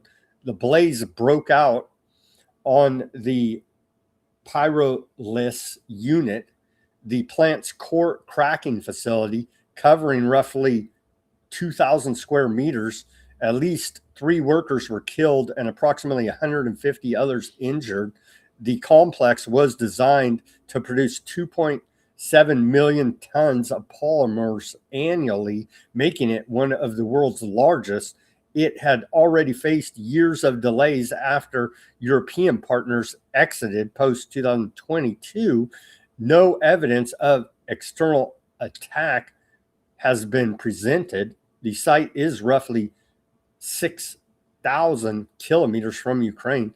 Here's some striking images. Maybe it was just your good old industrial accident, or maybe this is part of an overall agenda targeting global energy production. You can see quite a blaze they got going on there in Russia, but not saying Ukraine did it. Russia will seize private companies that fail to defend themselves against Ukrainian drone strikes under new decree by Putin. The decree covers fuel, energy, industrial, communication. Excuse me. Excuse me. Had to sneeze there for a second. The decree covers fuel, energy, industrial, communications, transport, and logistics facilities. About everything Russia's or Ukraine's been targeting. It comes after Ukraine hit 6 ozone warehouses in 4 days, crashing its stock 30% and struck over 20 wild berries sites. Again, those are e-commerce logistics hubs and warehouses akin to America's Amazon. That is ozone and wild berries out of Russia. Russia's whacking them back, and it needs to stop. Ukraine's Odysee region on fire as Russia hammers military logistics sites there. Quite horrific.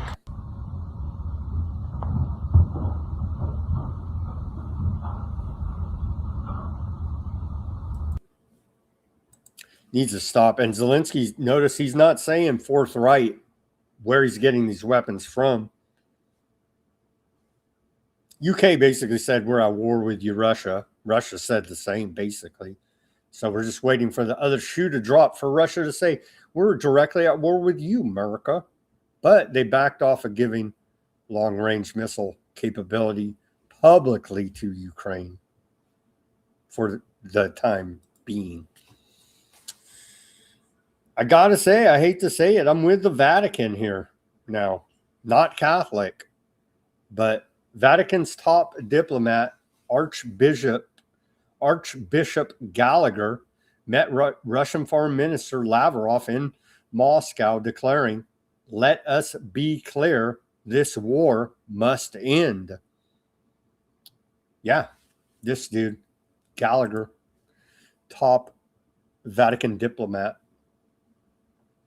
The visit is the first high-level Vatican-Russian engagement since before the full-scale invasion.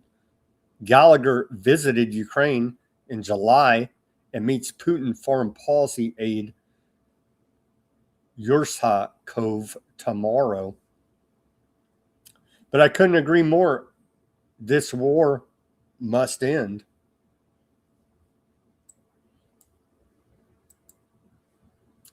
Here's a crazy story out of Nigeria. Drop site reported earlier today. They say their correspondent, Oli Kaya, there out of Nigeria. Nigeria police raid illegal, quote, baby factory, rescue pregnant women and children. Police in Nigeria's Ogun state raided an alleged, quote, baby factory in the Mo area, rescuing 2 pregnant women and 4 young children and arresting 6 people, according to the police. Police spokesperson said officers acted on intelligence about suspected human trafficking and illegal adoption networks raiding a property in Aberdeen Village early yesterday. The rescued women aged 23 and 20, were 7 and 8 months pregnant. 6 suspects, included a medical worker, were arrested. Investigators later traced another alleged victim, 26, to a nearby hospital. Police said she gave birth on August 20th, but the newborn was missing when officers found her. A nurse was detained as authorities searched for the infant. Police said women were allegedly recruited through offers advertising on Facebook, and that babies born through the operation were suspected of being sold through illegal adoption and trafficking networks. The investigation is ongoing. Aardvarkland War Minister Katz says occupation of southern Syria, on the occupation of southern Syria. He visited troops in southern Syria earlier today. The visit came a week after Aardvarkland carried out airstrikes on the abandoned Abdul Dahur base in northwestern Syria, saying it sought to prevent Turkish forces from deploying there. The forces occupied territory that was previously part of a UN patrolled buffer zone separating Aardvarkland and Syrian forces in the Aardvarkland occupied Golan Heights since 1974. There is daily activity here that to thwart threats to eliminate remnants of the old regime, to prevent dangerous consolidation of the new regime, Katz said. According to a video statement released by his office, the message is clear to the president of Syria as well. When you wake up in the morning in your palace in Damascus, look up at Mount Hermon and see the IDF. You know we are here to protect our communities and our border, Katz added. He also said, as long as there are threats, the IDF will remain here to guarantee our security. This is what we have done, and this is what we intend to continue doing in the future. So isn't that nice? You can wake up in Damascus and look up at the hill and see this. It's all for their own security, though, obviously. More on the fallout from Turkey over the Aardvarkland bombing of Syria. Trump envoy Tom Barak on the SDF's dissolution. They're consolidating the Syrian military right now. He said, absolutely historic. POTUS's far-sighted leadership opened the path for the SDF's orderly integration into Syrian state institutions, transforming past division into lasting partnership, recognizing the Kurdish language in education, and securing substantive roles for Mazloum Abdi and Iham Ahmed within the Syrian government, pays due respect to their leadership and sacrifices of our Kurdish partners. This is what real integration looks like, not winners and losers, but former counterparts crafting a diplomatic solution, one army, one government, one state, with illegal Aardvarkland settlements. I added that part. Okay. Yeah, the demolition of southern Lebanon continues here now. Ongoing attacks, and we have a bunch of video and still photos of it. A large detonation on the outskirts of the town of Harris, recorded 3 in the morning, yesterday morning. 6:40 in the morning, artillery shelling in Kafur Rumon. It goes on later in the morning, movement of Aardvarkland military vehicles toward the town of Hula, artillery shelling coinciding with Aardvarkland military movements in Markaba. aardvark land detonation in the town of Zwatar al-Shaqarya. A combing operation carried out through Hadatha. Artillery shelling in Montessori. Artillery shelling being reported. Zim Quinine, and another incident in Montessori. And then here's some of those images of the demolition campaign that continues in southern Lebanon. Detonation targeted Montessori. These are reports out of the Cradle.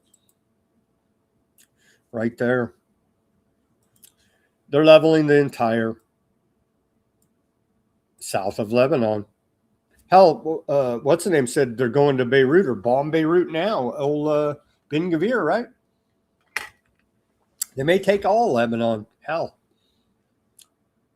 Aardvark occupation forces target a village in Bayana Hayyan with artillery shelling, causing a fire to break out subsequently in the town of Anita.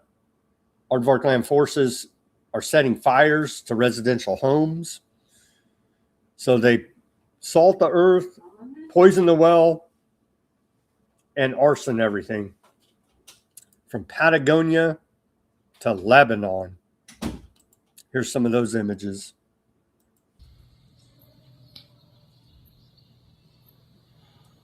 Quite literal scorched earth policy here now.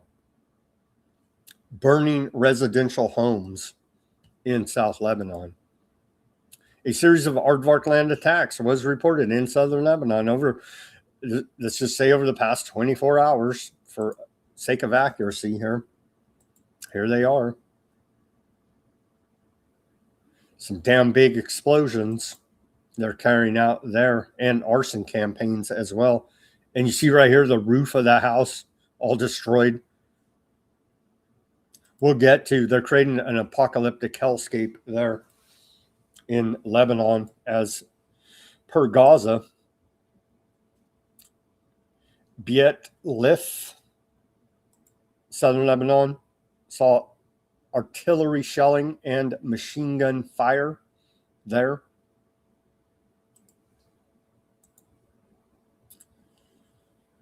Explosion targeted Majal Zun, southern Lebanon.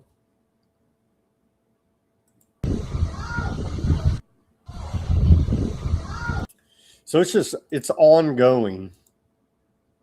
Aardvark land occupation forces set fire to olive groves in area between Hadatha and Harris.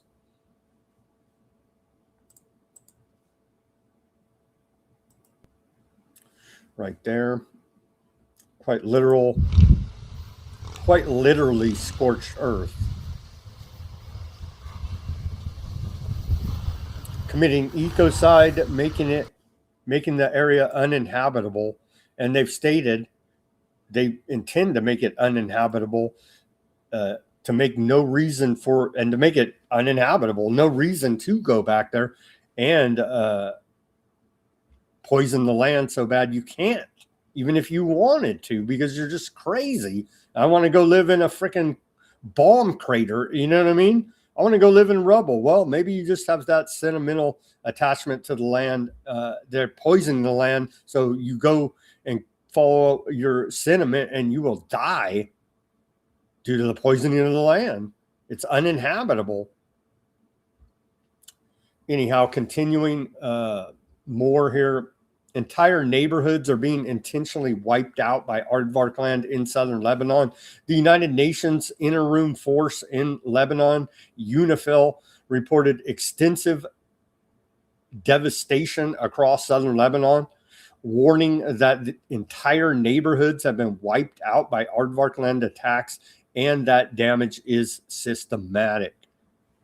As we continue to report here at Weaponized News, speaking to UN Radio, UNIFIL spokesperson Candice Adrell detailed widespread destruction impacting homes, businesses, schools, hospitals, and critical infrastructure such as water, electricity, and road networks spanning from Kafir Khalil to Qayyim and Nakur Adril emphasized that the crisis extends far beyond physical architecture, driving mass displacement, shattering community networks, and destroying livelihoods in a manner that threatens the long-term viability of safe civilian returns.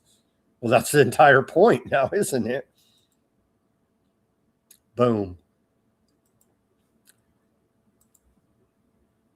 Aardvark land occupation forces target southern Lebanese towns of Maiz Ab al-Jabil with explosion. Here's a big one right here.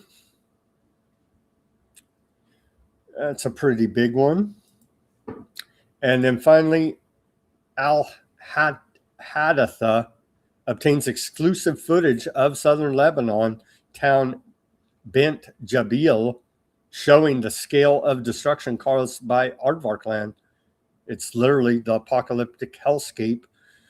Same routine they did to the Gaza Strip. Take a look at this video.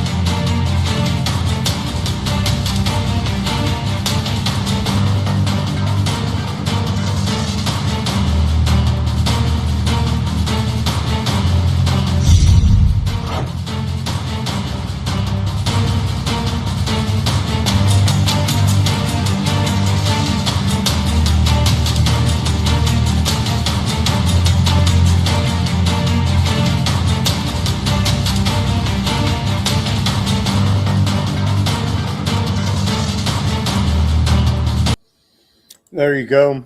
Creating what the UN referred to as apocalyptic hellscape in Gaza.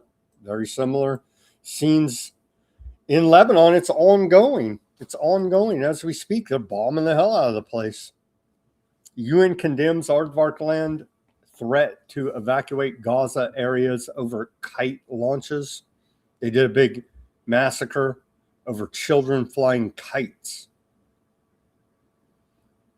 The UN earlier today criticized, I know it's antiseptic, but they criticized Aardvark land's threat to evacuate residents from areas in Gaza where kites are allegedly launched, condemning unacceptable rhetoric from Aardvark land leaders on the threat of expulsion due to children's kite flying. I hope we can all agree that this is outrageous. UN Rights Office spokeswoman Rivana Samdasani told reporters in Geneva. Aardvark land warned Hamas on Sunday that it would intensify attacks in Gaza if the alleged launch of kites toward Aardvark land continued. Following a recent rise in such incidents, Hamas has denied responsibility. Aardvark land media reported that 4 kites were found in communities near the Gaza border on Saturday, while the army shot down another on Sunday, bringing the number of recovered kites in recent days to around 10. These are threatening weapons of war, akin to Chinese hypersonic missiles, these kites, right? So I feel threatened just by the image of the kite, actually. Aardvark land Channel 12 reported yesterday that 9 kites had been launched from the Gaza Strip toward Aardvark land troops in June, though the incidents were not publicly reported at the time and did not prompt an Aardvark land response. Now they're akin to Chinese hypersonic missiles. Aardvark land occupation forces continue to bomb residential homes in central Gaza as part of a demolition operation. They're blowing the whole place up. Is what they're doing here now.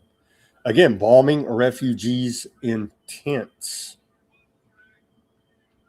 Whether there's a ceasefire or not, it's the same. There is no difference. 3 Palestinians were killed and several others wounded in an Aardvark land drone strike on Jabilia, a refugee camp in northern Gaza. An Aardvark land airstrike on a building in Deir al-Balha in central Gaza overnight destroyed a nearby warehouse storing nutrition aid for malnutritioned children, pregnant women, and breastfeeding mothers. Medical aid for Palestinians reported earlier today. Palestinians were killed and wounded in an Aardvark land attack on a home belonging to Al-Ar family behind Kamal Awad Hospital in northern Gaza. And they got a picture of dude blowing up. I won't even show it to you because it's so gory. 3 Palestinians have been killed and a large number wounded in Aardvark land shelling near Abu Hassan School in Jabilia refugee camp, northern Gaza. There's video of them hauling off dead dude in a sheet. It's all quite horrific. A Palestinian child was shot and wounded by Aardvark land forces in Qalandiya refugee camp north of Jerusalem after troops raided and seized the UNRWA-run training center. And there's video of that, of the Palestinian child getting shot in the back. Again, I won't show it to you because they'll probably say whatever. They'll give me a strike. But anyway, it's quite horrific. Now for something out of all this insanity. Gaza children use Beam as a slide here now, playing in the rubble. To remind you that they are humans here now. Even though Aardvark see them as goy, they see us the same. Understand this.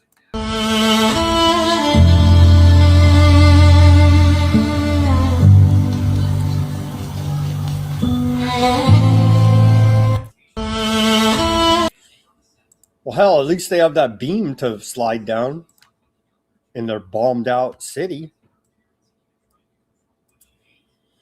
10-year-old Pakistani girl, Emil Abdul Kahader, shot in the back by Aardvark land forces and killed in her displacement tent in Kianis, southern Gaza. There's pictures of her in a body bag. I'll spare you the images. Aardvark land has killed at least 15 Palestinians in Gaza over roughly the last 48 hours. According to Gaza's health ministry, 9 Palestinians were killed and 36 others wounded. And that's in the past 24 hours. They're stacking bodies again, increasing the body count there of Palestinians in Gaza. Since the so-called ceasefire on October 11, 2025, the Gaza Ministry of Health says 1,296 Palestinians have been killed, with 4,296 wounded and 814 bodies recovered from the rubble as the genocide continues. French Photo Festival quietly removes Gaza image after pressure from pro-Aardvark land activists. This is the image here. quite striking, actually. Playing soccer there in their bombed out remains. Organizers of the Deauville Sports Image Festival in France discreetly removed a photo taken by Associated Press reporter Jahid Ashrafi al-Sharafi following pressure from pro-Aardvarkland activists, according to a report from iHumate. The image, which was part of the festival's second edition running through September 6th, captures a football match between players from the Gaza Sports Club and Al-Ahly on a makeshift pitch surrounded by buildings reduced to ash after Aardvarkland genocide. Yeah, you can't see that picture. It's too disturbing.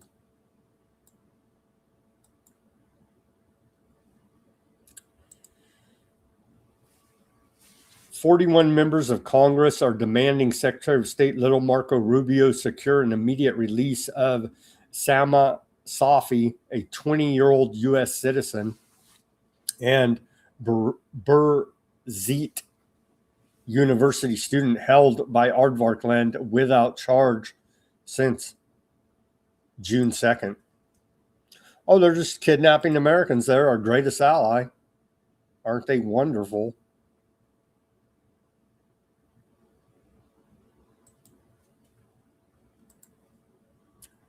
Andy Burham, new puppet prime minister for Big Brother UK, is expected to approve tougher action against Aardvarkland settlements in the occupied West Bank, including a trade ban on settlement-linked goods and sanctions on individuals, according to UK Times.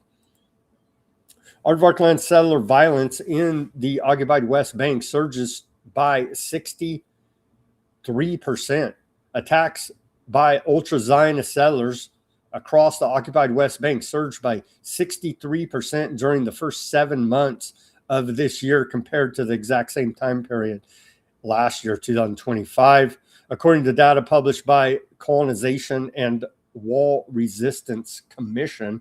The official Palestinian body recorded a staggering 4,113 aggressive incidents between January and July this year, reflecting an increase of 1,589 violations from the 2,524 cases documented during the prior year. The sharp acceleration coincides with the sweeping expansion of illegal settlements throughout the occupied territory, alongside the systemic arming of settlers who frequently operate under the direct protection or gaze of Aardvarkland occupation forces. Authorities note that the environment of political and legal enablement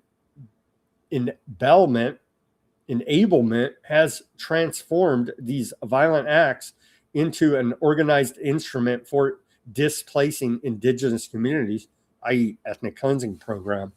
The commission further estimated that the total population of settlers residing across the occupied territories, including East Jerusalem, reached approximately 780,000 by the conclusion of July. It's a lot of ultra-Zionist settlers are hell-bent on taking all of that land. According to local sources, Aardvarkland occupation forces are distributing demolition notices to residents near the separation wall in the town of Kafr Aqab, north of occupied Jerusalem. Well, by the way, we're blowing your house up today. Have a great day. This morning, Aardvarkland's ultra-Zionist settlers blocked the road to Karim Abdul Salem crossing, preventing trucks from carrying aid into Gaza. And so here's these great people, as you can see, blocking aid to refugees.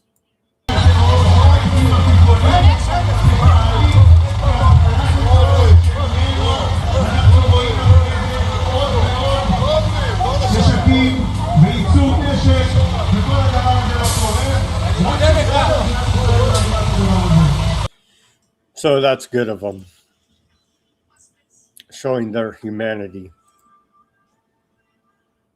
The Palestinian Information Center, PIC, reports widespread aardvark land raids, arrests, and ultra-Zionist settler attacks across the occupied West Bank Monday into today. Yeah, it's ongoing. Attacks documented here in Jenin, Tubas, Ramallah, Hebron, Nablus, and Quilyah, and Turkarum,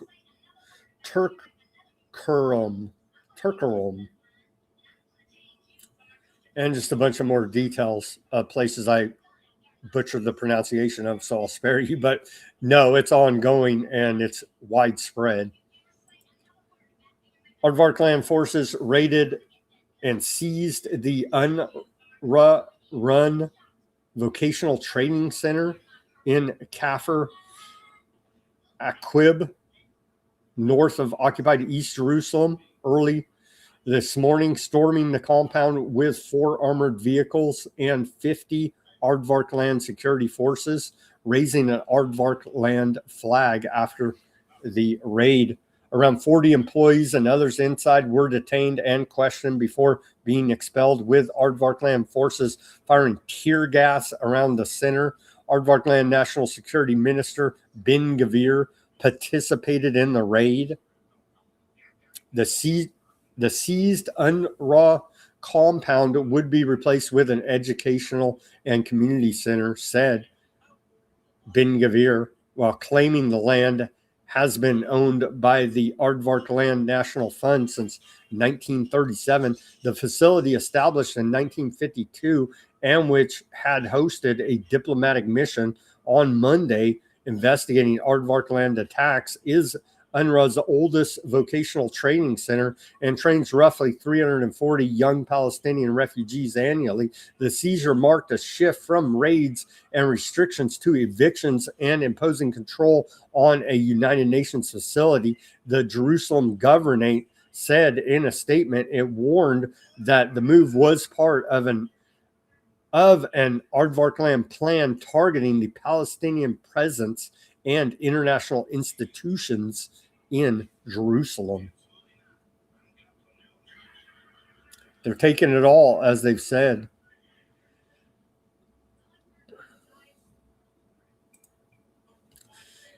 So, old UNRWA, not so much. Not so much there now, with Ben Gvir part of the raid. Aardvark land ultra-Zionist settlers attacked international solidarity activists near Ramallah on earlier this morning, choking and bruising several. During the assault, the activists were attempting to reopen a roadblock by ultra-Zionist settlers when they were attacked with sticks and pepper spray. Separately, 972 Plus magazine reports Aardvark land ultra-Zionist settlers attacked journalists and activists in Janata, including 972 Plus and local call reporter Oren Zeev. That's like the height of antiseptic behavior. That's Aardvark on Aardvark violence. Ultra-Zionist settlers also injured 3 Palestinians earlier today in ongoing attacks and harassment. I do believe 972 Plus magazine's an Aardvark land outfit as well. So like the height of antiseptic hate from ultra-Zionist settlers, even attacking other Aardvarks. Settler attacks on Aardvark land raids in the occupied West Bank, and just more reports. It's ongoing. Targeting agriculture, uprooting olive trees, arson, more reports of arson on agricultural land. Yeah, same routine ongoing there. And then final story of the day here, and we'll get out of here, is Aardvark land lawmaker Tevi Sukkot took a sledgehammer to a Palestinian memorial in the occupied West Bank village of Mad Amma, south of Nablus, while Aardvark land soldiers and border police stood guard. Here's the video of him doing it.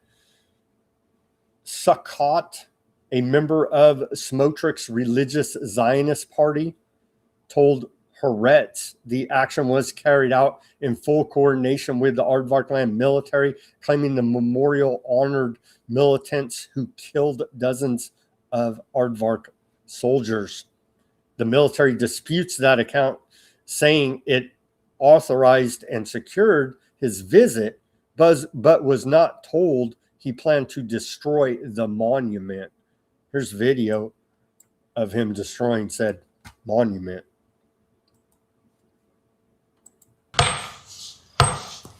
כאן למעלה, ימין פארג', מי מדובר? בחור שהלך ואחראי לרצח של עשרות יהודים, ביניהם אדווה פישר, בחורה בת 19 שעמדה בצומת גאה, ופשוט בא מחבל ורצח אותה. הוא שאל... He's got something in his throat, I'll spare you that, but he went on to destroy the argument with the sledgehammer there. And posted it on his Instagram account. All right, that's all the reporting we got for today. Is there any heavy kinetic action with Iran since we started this broadcast? No. Looks like there may not be.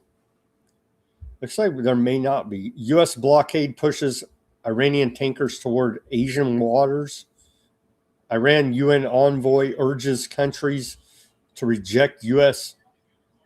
sanctions, warns of response. Iran regime collapse is best outcome of war, former U.S. diplomat says. U.S. blockade pushes Iranian tankers toward Asian waters. Iran parliament speaker ridicules U.S. economic D-Day. We showed you that at the beginning of the show. U.S. expects to keep pressure on Iran through midterms.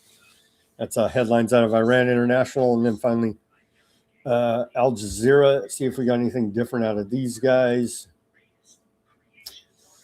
U.S. plans to restore diplomatic staffing in the Middle East. We covered that. U.S. can sustain naval blockade sanctions on Iran indefinitely. We're claiming here now. I think the rest of the world is going to have something to say about it, honestly. U.S. senator accuses Trump of profiting from Iran war via energy holdings. Yeah. Yeah, they're war profiteering all over the place.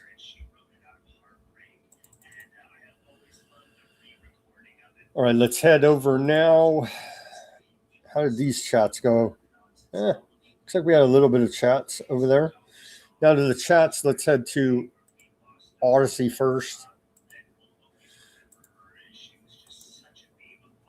Shout out to those tuning in on Odysee.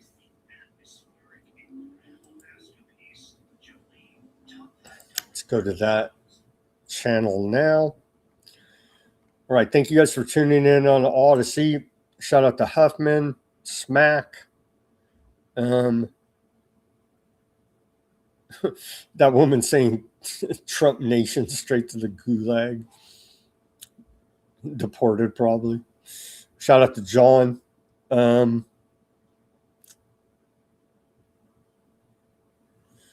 Huffman says we just want to keep making up excuses to keep bombing anywhere that agrees to cooperate with China in any capacity. If they do not want China to surpass our economy, they would have made the transfer of our heavy industry to China in the 90s. Yeah, a la NAFTA, right? A la Bill Clinton. John said there on the Odysee. Does the Nobel Commission give awards for the world's most incompetent national leader? Trump would be a shoo-in for that award. Mushrooms will make them laugh. Well, they are high, but I don't know if it will have a lasting effect on depression, John said. There, Let's see. Shout out to Vol. Why didn't they just withhold payments from the date they kicked them out of office? Good question. Are Mitch's staff still claiming money? I'm sure they are. They have a 30, 40-year racket they built there behind old Mitch McConnell, right?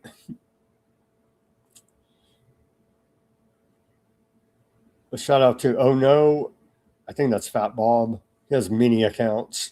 But anyway, shout out to Oh No.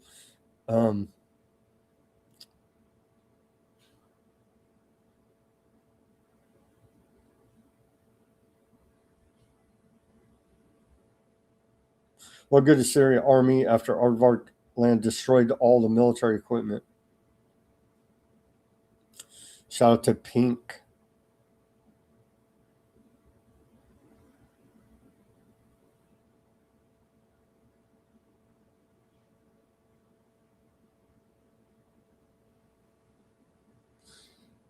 Yeah, they're specializing. Aardvark seem to be specializing in arson worldwide. Patagonia, Greece, Europe, Canada. Pink Vegas says Hawaii, Pacific Palisades. Yep. Seems to be their new fetish is arson here now, their new specialty. All right, guys, thank you for tuning in on the Odysee, keeping that chat lively and informative as usual. Thank you, everybody, for tuning in on Bitchute, Facebook, Substack, Facebook, Rumble, and YouTube. I think that's everybody. Shout out to Ruckus on the YouTube, Platonian, Funk. Shout out to Denver on the Rumble.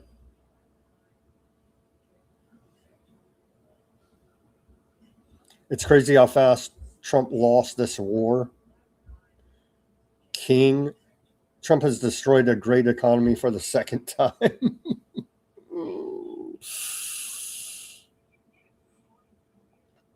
King says the Trump and Herbert Hoover are the only job-killing presidents in U.S. history. I don't know about that, but Trump is China's puppet. King Beast is gay. They say Rug. Shout out to Silver. Shout out to Rug on the YouTube. Silver on the Rumble. Stewart just nuke Iran.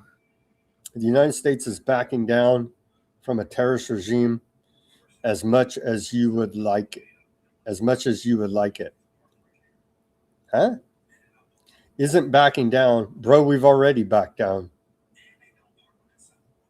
You understand they blew the hell out of all of our bases over there, right? Trump's in the Epstein files. God on the YouTube. Shout out to God on the YouTube. A-Dub. Shout out to A-Dub on the YouTube. CJ on the YouTube. TK on the Rumble. Shout out to Mac.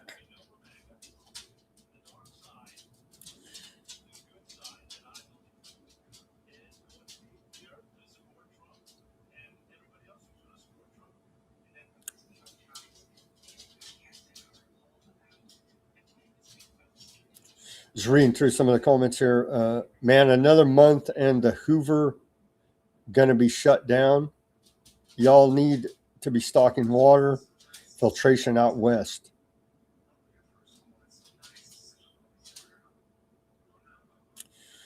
Yeah, I've seen those reports of draining the Colorado River dry, right? Tune's going to get dumped. Maxis. Abraham Lincoln style. I don't know about that. We want no wrongdoings. No bad will there.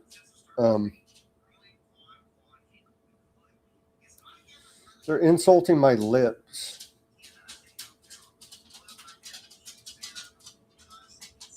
Sorry.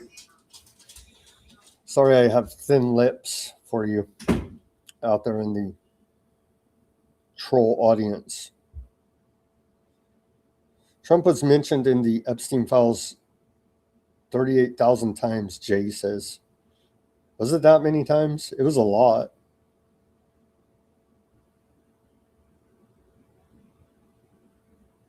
They say,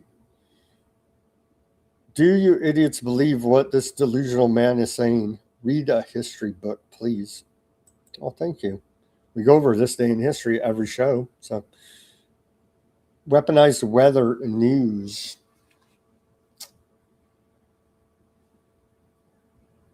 We've covered that here.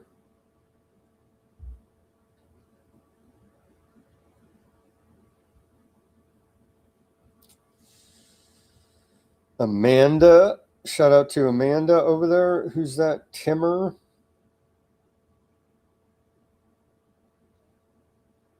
Happy.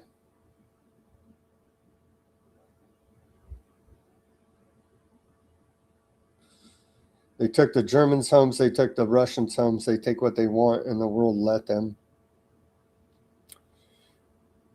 And same as being done in the West Bank. Yeah.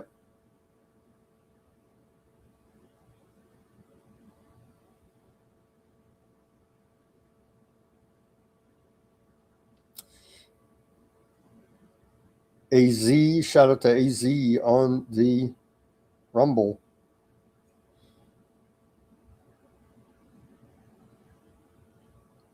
John says Hamas uses women and children as human shields for sympathy from the West. They are not to be trusted. Bro, Aardvark Land created Hamas. And that may very well be true, but there's case after case after case. Hamas is not using kids as human shields. IDF is shooting them. It's pretty well established that is a fact. A la ICC, International Criminal Indictments for War Crimes. Again, peace hammer, don't hurt him. And then Philip on the YouTube says Trump is Benjamin's puppet. Ruckus says, haha, so this is where the random brain dead commenters come from. I usually watch the horizontal version. There you go. Nice to see you guys out there. Thank you for insulting my lips, calling me an idiot, say I know nothing about history. I don't know. We have a lot of shows documenting all this. Go take a look. Weaponized News Substack channel. All right, friends. Thank you for tuning in, hanging with me on this Tuesday.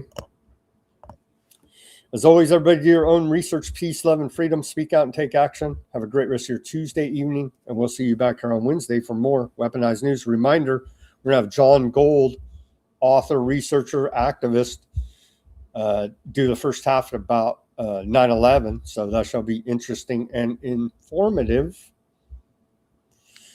Let's pray for peace, and we'll see you tomorrow for more Weaponized News.